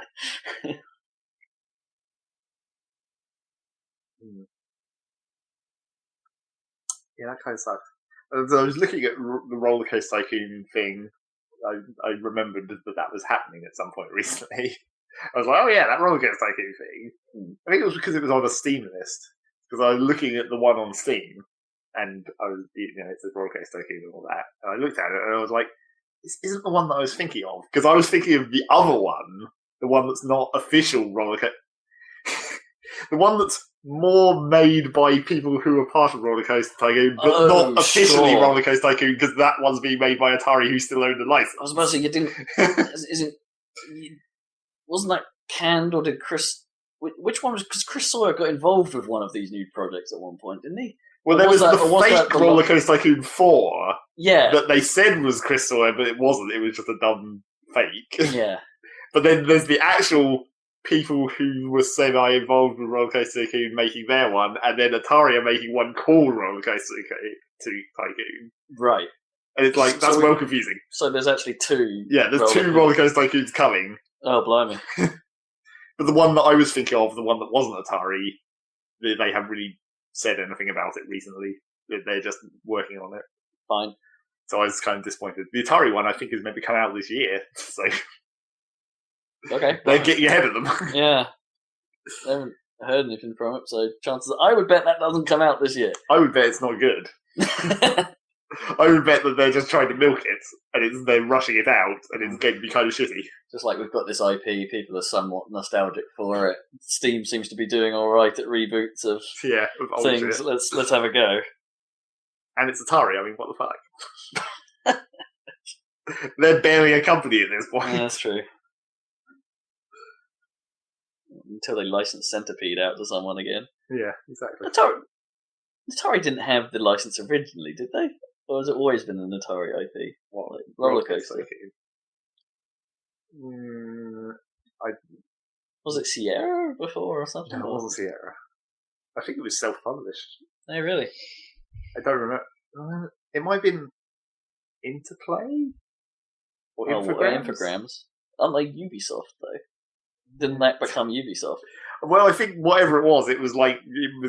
Oh, no, wait, or did they become Midway? So they might have got sold off. But it was bought by Atari at some point. I'm sure. It wasn't Atari originally. That's certain. Like many of those old games, where it's just like somehow they've all amalgamated under Atari or Take-Two or whatever. Deep Silver. Yeah. So yeah, there's that. It says Microprose. Wow. Microprose, yeah, that's right. Oh, those guys. Wow. It's a flashback. The guys that made Falcon 3.0, did they? Grand Prix. Yes, F1 games. For some reason. That's what I always remember them for. Yeah, Grand Prix and Grand Prix 2. Yeah. Who made 3D Ultra Mini Golf? That was Sierra, right? Yeah, I think so. But which they still make every now and then. Yeah. Well, weirdly. Sort of. Yeah. Well, they use the name anyway. I don't know why people haven't tried to make more, like indie. I mean, I guess there have been a few. Well, because golf is like the lowest common, like in terms of programming, right? There isn't like mini golf is like probably one of the easiest things to make. It's really easy, but you could make it so cool. Well, yeah, you just perhaps can't do what they did with 3D Ultra Mini Golf again. We have every hole have a different announcer and different music and different. Yeah, you could. It's like recently there was the one that I remembered when I said that no one was really doing that, was they did do that. The steampunk airship mini golf game, whatever that's called, vertical golf or something. Oh yeah. Where you're floating in the sky. Yeah. That was a pretty cool looking kind of mini golf thing. So I guess people are doing it. Vertiginous golf? Vertiginous golf, yeah, that's it. What else have you been playing? I don't know. It's weird. You've just been entirely in this industry giant hole. Well, no, because I haven't been playing it that much. The trouble with it is that, like, when I start playing it, I want to commit just to avoid that inconvenience of having to change my graphical settings. It's like, once I've changed them, it's like, I'll minimize the industry giant folder, because I'm like, I'm going to have to play this again. It's like, I have minimized the industry giant folder and the NVIDIA control panel. It's like, I have to keep them there, because either I'm going to go and play more Industry Giant, or I'm going to have to change this setting back and then not play Industry Giant for a while. So yeah, it's like, I don't think I've been playing that much. And you wouldn't like me and my setup then, when I'm trying to send a game to the telly there, and I have to go manipulate my settings to get all that to work. Well, no, that's fine for like doing it on a telly, because then you're using a controller and it's like a completely separate thing anyway. That's like going and turning on a console, really. You sort of. Oh man, I accidentally clicked on the big picture button on Steam again today. Yeah? And continue to be annoyed by that. It's right next to minimize! The opposite of big. But then so is maximize, which is also next to minimize. Yes, but if you hit maximize, it's significantly less annoying to unfuck it. Yeah. rather than waiting for I kind of miss the old pitch giant beta button, to be honest. It was just like big picture and it's a massive fucking button. Yeah. So, yeah, I can't really think of what else I've been doing apart from I did play some Team Fortress, I guess. I've gone back to that a bit more than usual recently. Fair enough. It's stable now again, though, right? Yeah, I mean, not really too much has been different. I still haven't really fully understood what the changes are, mainly. It's like, I haven't really fully understood the changes for a class that I don't play, which is mainly obvious, but I haven't really still fully got my head around what parts have changed what about the spy. Because it's like, the icicle always gave you fire resistance. Yeah. But it melts when you hit them with it, so they can't use it for a few seconds, and that's the balance. Although I always hated that. Yeah, I know, it sucked. But the trouble with that is now that I'm not sure whether it's just to do with the cloaking, but now sometimes when you're trying to set a spy on fire, you'll see the fire shield effect that the vaccinator has, like where it has the fire icon above it and it creates like a bubble shield. Yeah. Sometimes you'll see that, and sometimes you won't. And I'm not sure what the difference is and why sometimes you do and sometimes they're not, whether it's like they're coming in or out of cloak or they're disguised or not disguised or something. Weird. And it's really confusing. And then also, I still haven't fully got my head around how the new Dead Ringer works. Like the slight change that. Well, again, as they keep doing, it's like the slight difference to like the difference in invulnerability, and like I think you get a speed boost now when you trigger it, so you can get further away to counteract the loudness of it and the really obviousness of it. And it like they changed how much of your health you lose on that hit or whatever. Okay. And like how much damage you take while you're in that invulnerability phase, and Sure. like how you can extend the cloak by picking up ammo and all that kind of stuff. Okay. So in a weird way, that probably actually doesn't affect you unless you play as it, because to everyone else, it's just going to be, they're still going to uncloak, they're still going to make a hell of a noise. Yeah. I just find it, I don't know if it is just more people using the icicle, but I just find it much harder to set spies on fire now. Yeah, the icicle became quite prevalent more recently. But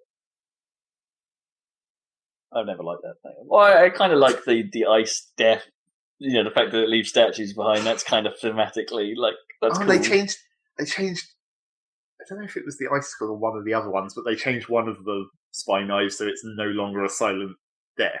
Like it now posts a kill message and everything. Oh right, because I don't know if that was the icicle or not.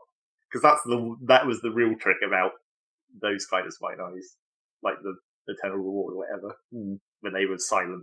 Yeah, fully silent. Even though the icicle was never silent, because it made a loud crackling noise. Crack, yeah. But maybe the impact was silent, but then like the ice effect afterwards, like slightly delayed sound in a way. Yeah, but it's not like the Eternal Reward where the actual guy just disappears and you just run through it and take the disguise. Yeah.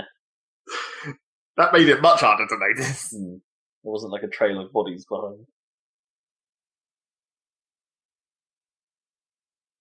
Alright then. Is that you? Yeah, I guess so. Sounds like Meg. Okay. Playing on the cutting edge of games as always. As always. How close are you to the cutting edge then, Rob? About 1 year to 4 years. Okay. Well, the game's I'm going to be playing Fallout 4 before too long, presumably. So I guess, yeah. It's not that long until that happens. This game of 2015 comes on. So let's talk the last month's Game of Gold. Well, probably a couple months old. Game of Gold. So Many Me. It was free, so I picked it up, and I've been playing it. It's a puzzle platformer by Extend Studios, who I think are the guys that made ARES or ARS or something, which I think was like a sort of Mega Man-esque platformer. Don't really know a lot about it, if I'm honest.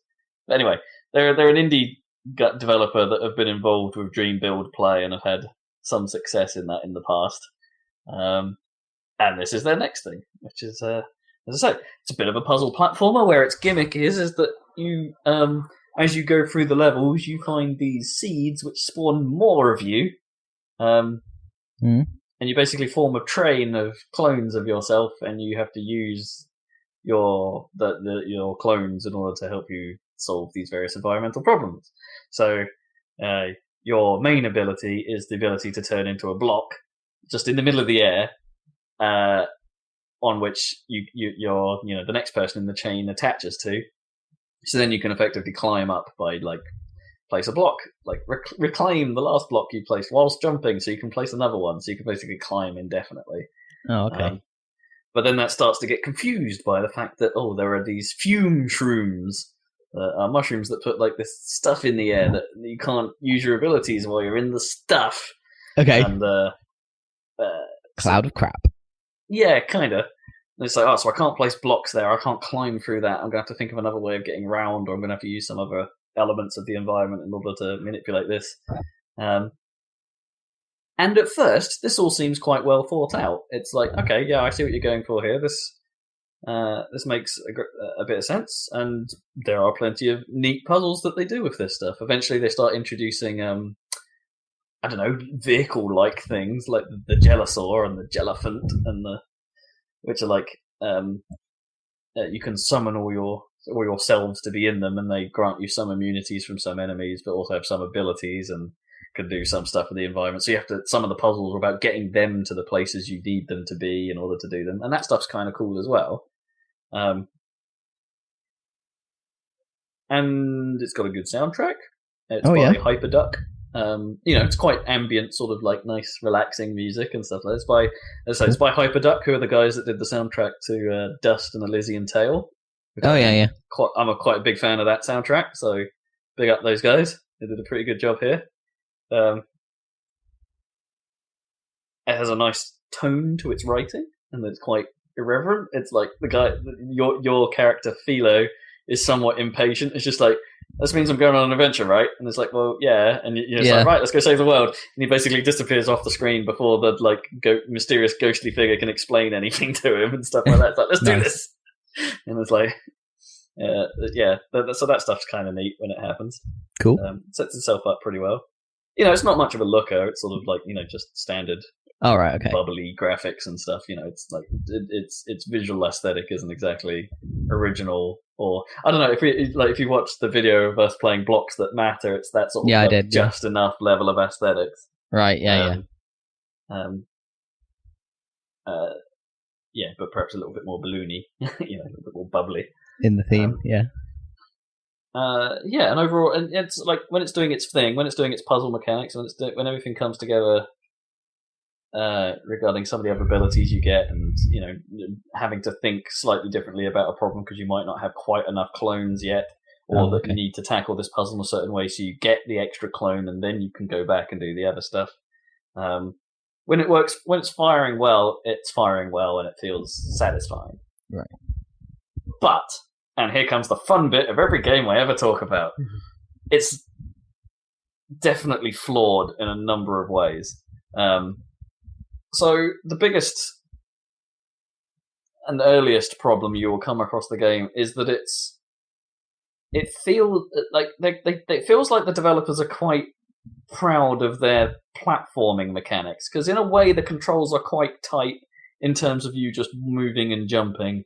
They are quite direct. There's no momentum to it and stuff like that. It's all just you push the button and it happens immediately. I don't think there's even really a mechanic where you do jump height. It's just you always jump the same height, and it's so it's fairly predictable in that sense. Which actually helps, to be honest. There's things like that. But then they become proud of it in the sense that it requires you to be a very precise platformer to pull off certain puzzles. So early on in the game, I came across a puzzle that I thought I knew the solution to, but it wasn't quite working. And I'm okay, that's probably not the route to take. So I tried a number of other things, and then couldn't come up with something that got as close, and I couldn't figure out some other route of doing it. So I got a bit frustrated, and this went on for a while. So I eventually looked up the solution to this particular puzzle, and was just how the bloody hell do I do this? And it was the way I had started doing it, but more was a precise. Pixel off, or something like that. Something ridiculous. And that happens quite a lot in this game. There are a number of there are places where it's just it requires a level of precision that I don't want from a puzzle platformer. I want it to be about the puzzle, and I don't want it to feel like I've failed or that I'm going about it in the wrong way because I'm a pixel off at some point, or I've mistimed something by a fraction of a second, and it's not obvious that that's what I've done. So that was the first level of frustration. Secondly, the difficulty curve is messed up. Like there's like 5 zones in the game, like 5 worlds, and the second zone is by far the hardest when you reach it because, well, it's just difficult. You don't have the abilities yet that, like, there's one ability you can gain at some point that basically trivializes bullets in the game because there are these guns that fire bullets on sort of regular bursts, but they will kill you normally. But eventually you get the ability to etherize yourself, which makes bullets not hurt you, so you can use them to do the environmental effect, but you don't have to worry about yourself. And as soon as you get that, then you're back in like happy puzzle land with the bullets. But until then, there are some levels that are just so hard because you could, like, having to predict, or like you misjudge the bullet like very slightly, and then it will put you back to a point where you have to set up your puzzle again. Which again leads to perhaps the next problem, which is that the checkpointing is both incredibly helpful and incredibly unhelpful at the same time, and that it's quite generous with its checkpointing. Like, if you die, you don't have to do the whole level again. Cool. It'll put you back, and anything that you've picked up, as soon as you pick it up once, it's permanently picked up. You can die or do what you want and reset the level, and that will have all been remembered, which is great. But none of the blocks you will have placed when you hit the checkpoint will still be there. And sometimes, if you've used, there's these things called transmuter fruits that can change the ability of the person in the front of the chain. Sometimes it will have forgotten, or it will think that you've used one of them, even though you technically hit the checkpoint before using it. And so you've then got to go through the process of making sure you've got the right combination of fruit in the right order of your chain in order to... So you're like trying to undo what you've already done, or it thinks you've already done. Yeah, and you've then got to go through the process, which can be quite a long process on some levels, to try and set something up before you can attempt it, and then you just die, and then it puts you in a position where it's like, crap, I'm going to have to set all this up again. And that can be quite frustrating. But I guess that's the nature of having a puzzle platformer where you can die, that you're going to have some of that. But sometimes they are super frequent for you. You might just get hit accidentally and it'll put you like a second back, and it's like, okay, that's cool. I can manipulate it from here, no problem. Because death has no punishment other than you might have to need to go and set stuff up again. And then on the flip side to the whole precision thing, there are certain mechanics that then suddenly feel weirdly floaty. Like, so when you place the block down, like the ability I was saying earlier, you turn the front of the train into the block, but then the second one, the next person comes up to attach to the block you've just created. From the moment you create the block, the next person in the chain is vulnerable, and they sort of slingshot their way to the block. Which can leave you in somewhat unpredictable circumstances sometimes, because the rest of your chain may slingshot to it in a way that makes them clip a spike because they're taking the shortest direction to where you are.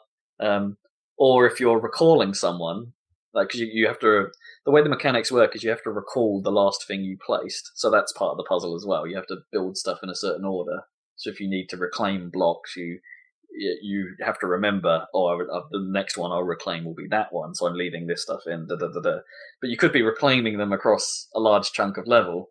And if you then, whilst they're in mid-reclamation, I suppose, you then turn the next guy in the chain into a block, and that guy's still flying across the level, he could clip something and die. Right. Or end up in a slightly out of position place, which puts you in danger and could screw up your entire setup process, which is really annoying. Yeah, okay. Because they have this specific bit of the game that is about precision platforming as well. Yeah, of course. The whole chrono tower, I think they call it, the clock tower thing. And of course that then gets super frustrating because there are whole sections about just manipulating two guys and turning them into blocks and recalling them, and you'll just clip a spike for an incredibly sharp bit of thing because the game just happened to pull him in that direction, and it's like, that doesn't feel good at all. No. super frustrating. Hmm. And anytime they try and do a boss sequence, I think it's bad. And anytime they try and do anything that requires a timed sequence, there's like the spoiler alert, I suppose, but it was technically a game of last year that I think has only just been released for free. It's got a 2014 copyright on it, so I don't know.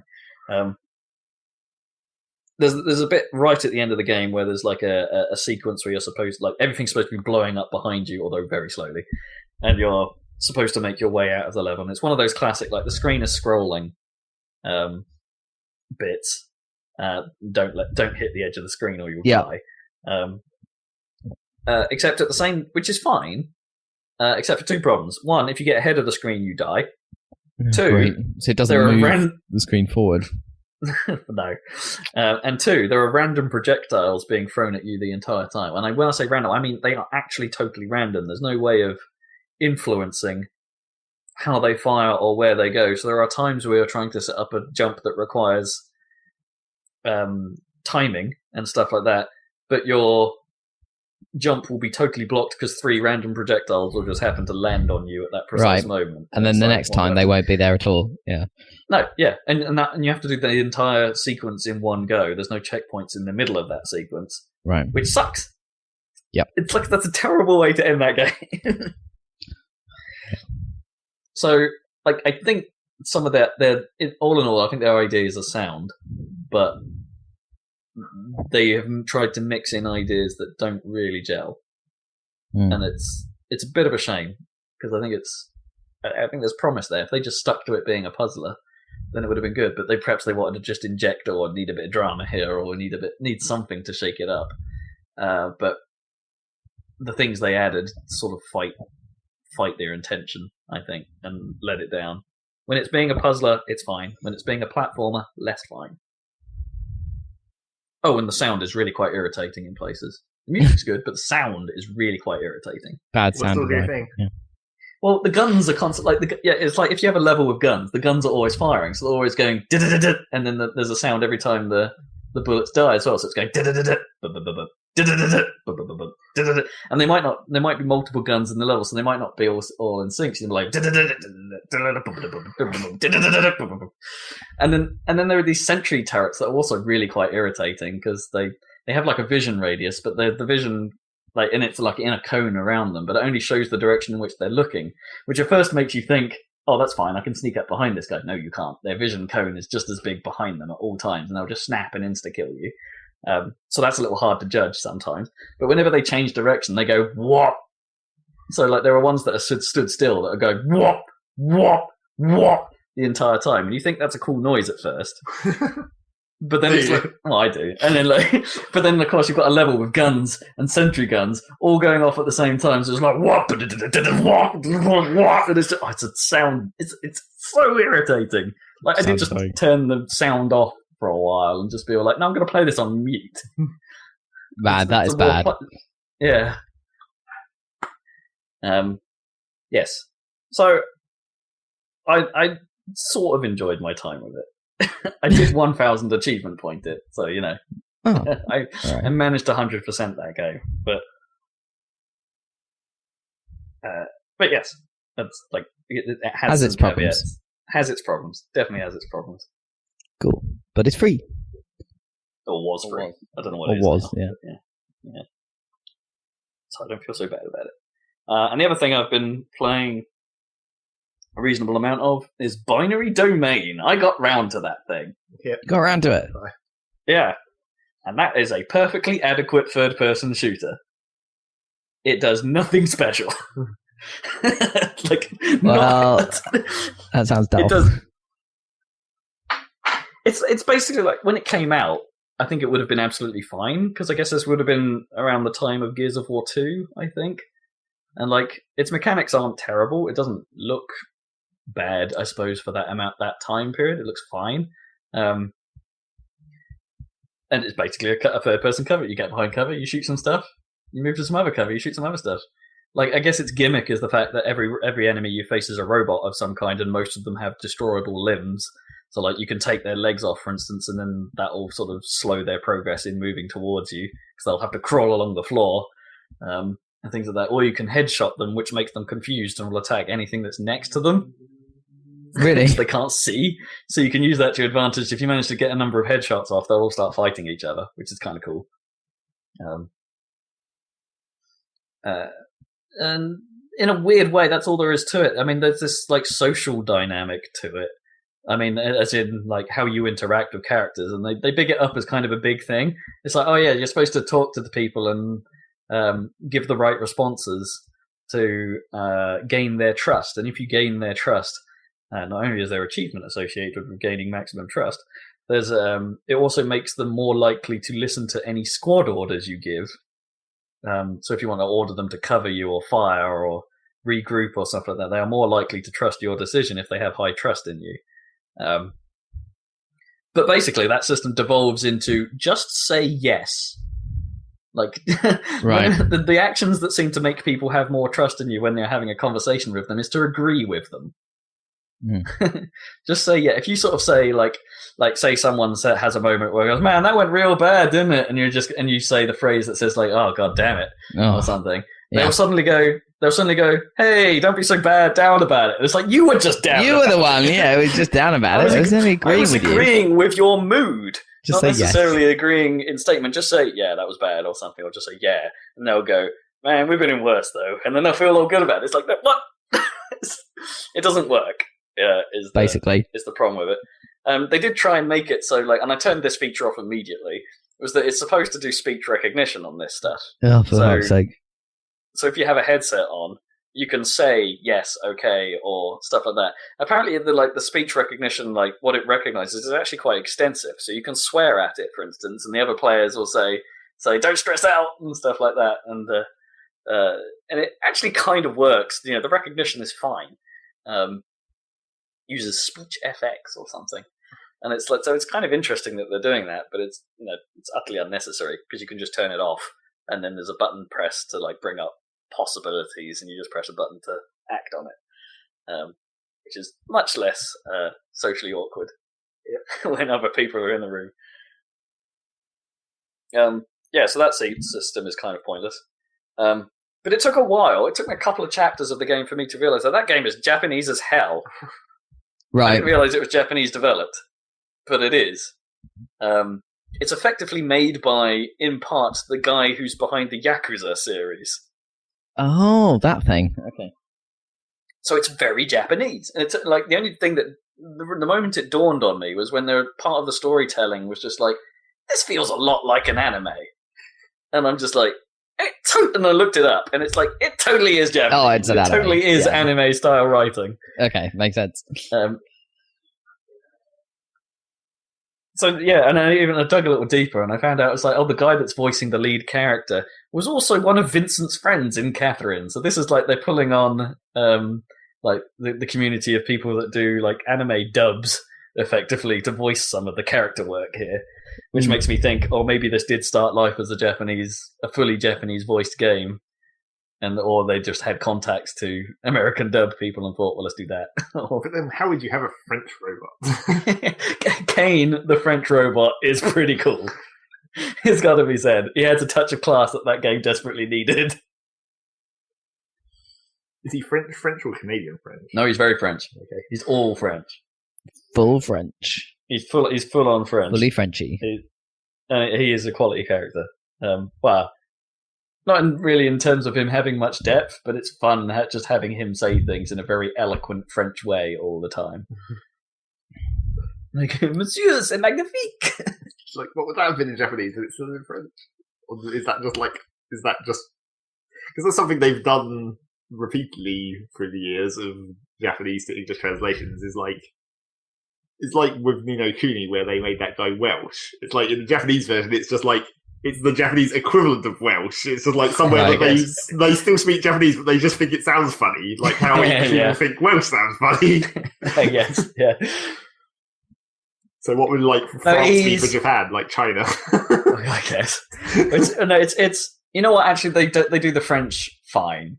Like he's trying to be like, the robot is classier than everyone else, and it's like his etiquette is definitely a step above everyone else, and they play to that by making everything then worded in sort of like some words in French, some stuff in English. Classic French phrases that everyone will recognize, I suppose, like s'il vous plaît and bonsoir and things like that. He'll say in French, but then like everything else will be in English, just in a French accent, and that's fine. I think he adds something to that game. It's cool. And the main plot, as I say, is somewhat.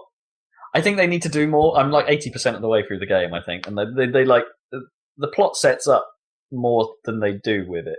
If that makes any sense, it's like the kind of idea is you're being sent into Tokyo to take out this robotics and AI manufacturer called Amada, who have supposedly broken Clause 21 by making robots that appear human and don't know they're robots. Don't know that they're robots. Yeah, right. Like they're not just humanoid in nature. They are. Yeah, they kind of have flesh on them. They sort of bleed, but they're not aware that they're living these fake lives, and that they have been for at least 10 years. So there's going to be a really obvious twist coming up, like the most obvious. Well, yeah, one of your guys is going to turn out to be robots. Yeah, one of my team members is going to have to. I bet it's me. Yeah, probably. That's the most obvious. Yeah.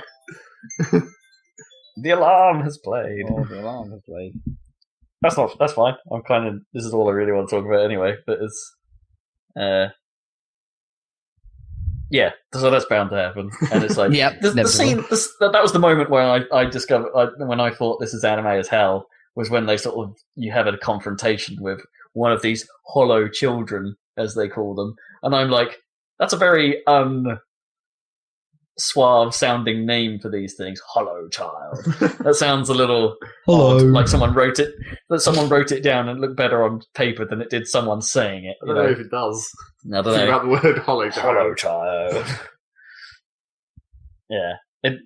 And the scene where one of them is being sort of like a sort of street gang discovers that one of them is a robot and is like, look at this. And muck around with it and the reactions and stuff, and it's like, oh, this game is going somewhere. This is cool. And then kind of that's about. It doesn't really progress much further than that, probably until right at the end. So they could have done a lot more of it than they have. That's what I'm saying.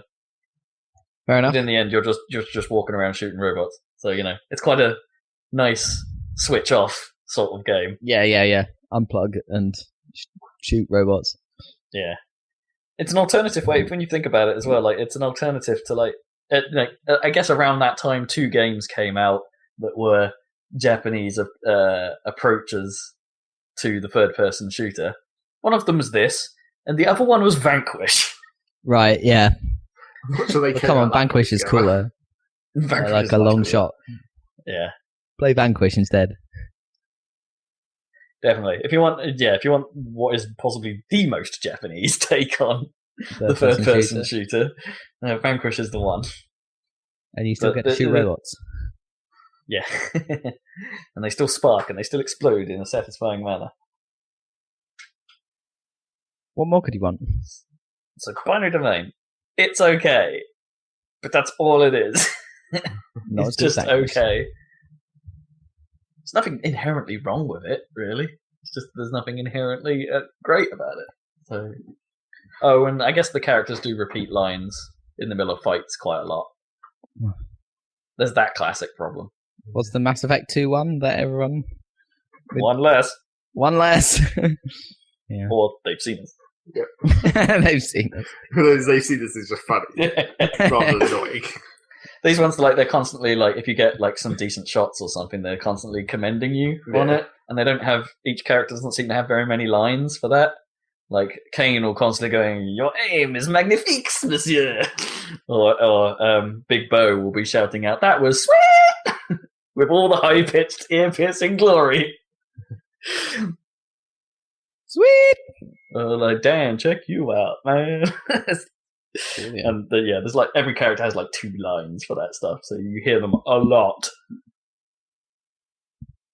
Or when they think something, or when they've been hurt a bit, they basically have 1 line that they say to indicate that they've been hurt a bit. But it's always often really strange. Like Big Bo's is "Oh, I guess we bit off more than we could chew." And he says that a lot as well. Or Kane will say, "Is there no end?" in a French accent. Or some characters just go, "This battle's pretty difficult, huh?" It's like, all right, so that, every time you get knocked down and you give yourself a health pack, then someone will say, like, "Okay, try not to be so reckless," and it says that every time. And it's like, so yeah, speech-wise, they haven't really thought it through. It's too much speech.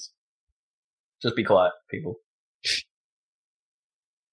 Oh, and I guess some of the boss fights do have that irritating thing where they, like mechanically, where the missiles are coming at you, but you can't really see where they are. So every now and then you'll just sort of explode.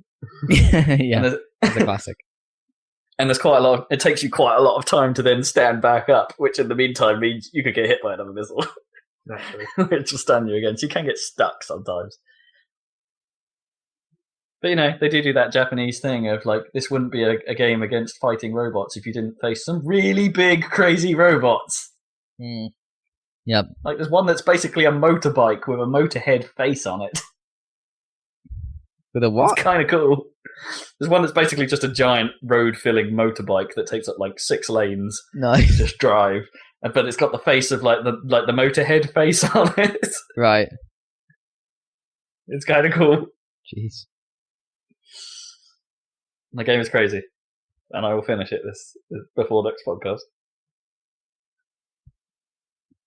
Speaking of which, coming to the end of this one. I believe so, unless you've got any more GTA-based nonsense to tell. Finished GTA. Woo! Really? So, there you go. 33 hours, something like that. Yeah, I like the story better the second time round, and obviously, like I've been saying repeatedly, it looks freaking great on the PC. So play that shit if you haven't already. I'm sure most people have, given it's probably the best-selling game of like the past 5 years or something. That Game Changers program is coming on telly. Oh yeah, too. That looks pretty rubbish. I don't know. I can't believe Daniel Radcliffe as anything really. Not Harry Potter. I don't know. I'm sure he's very good, but he just sounds like Harry. He doesn't. That's why everything he's in since Harry Potter requires him to have a beard. Yeah, but I mean, like, there's no way Sam Houser like sounds or acts anything like that. Like, no, we don't know what he's like because I haven't really seen him interviewed or anything. They're quite reclusive, aren't they? But I'm pretty sure Daniel Radcliffe isn't doing like an impression of him. I don't know. It just sounds like Daniel Radcliffe. Anyway, I'm going to watch it. I think it'd be interesting. Yeah, I'll probably watch it, but I don't hold up too high hopes, especially since Rockstar themselves are like, "Fuck you guys, why did you do this?" The BBC are doing like a whole like science or computing season at the moment. Yeah. And one thing we saw on the trailers had me worried because it was about basically teens playing video games and like, are they really good for us or bad for us? And it's like, oh, this is going to be a shit show. Well, I have to watch this. Yeah, just see how bad it will be. I can't remember if it was Horizon or Panorama, and I can never remember which one of those two is the one I hate more. Panorama's the shit one. Although Horizon used to be a lot better than it is these days. Occasional one is they're all just so like we don't actually tell you much information. Yeah, Horizon is just like is just mega dumbed down, whereas Panorama is like more like annoying. They just want to talk about the journey, man. It's not actually about the facts, man. It's about this guy finding out about the facts and then not telling you the facts because he's better than you.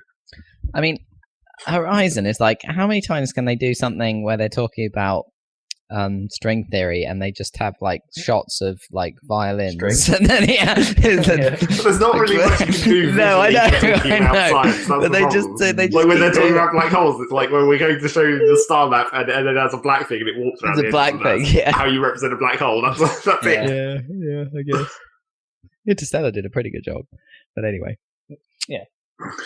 You can't really say that though, can you? You can't be like, oh yeah, this film did a pretty good job of representing a black hole, something that you've never actually seen in your life and no one has. No, I think with Interstellar they went to the effort of trying to model it, and then the imagery they used for the black hole was the result of this apparently like scientifically built model. Yeah. Yeah. So who knows? It might be an accurate representation.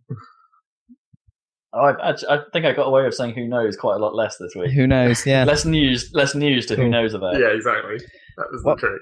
Well, thanks for joining us, listeners, for another Saladcast.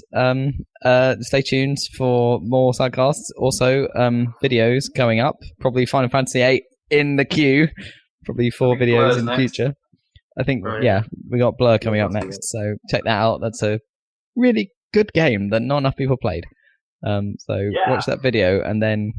That video is excellent. It's the first Happy Salad GP. It's a really good game that no one played that you can't buy anymore. That you can't buy anymore. Good luck. So, yeah, buy it secondhand or something. Yeah, you probably can find get a it. console version. Yeah, get a console PC version, you'll struggle. Yeah. Cool. Okay. Catch you next time. Bye. Yep, let's get beat. Peace. Bye. Bye.